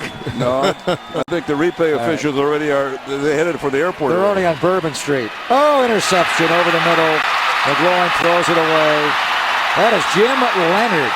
But how far has he fallen playing here with 2 minutes to go in the second week of the preseason? The former Buffalo Bill, Baltimore Raven, New York Jet, a Steeler a year ago. He's a good player with the Rex Ryan's teams for years, but he's still out there. So McGloin throws the interception, and the game is now over. New Orleans will win here. Yeah, he had somebody right in his face that time, and still, it was an ill-advised throw. There were too many white shirts there. There was no chance for that to be completed. Yeah, tough situation. Penalty after penalty, fumble or not. So Ryan Griffin will take the victory snap here, the victory play, and kneel down, and one more, and the game will be over, and the fans will head out of the Louisiana Superdome onto the streets of New Orleans, maybe drop by the French Quarter on Bourbon Street. A reminder, cops all across the country are cracking down on drunk driving. And there's one thing you can be sure of, they'll see you before you see them. So drive sober or get pulled over.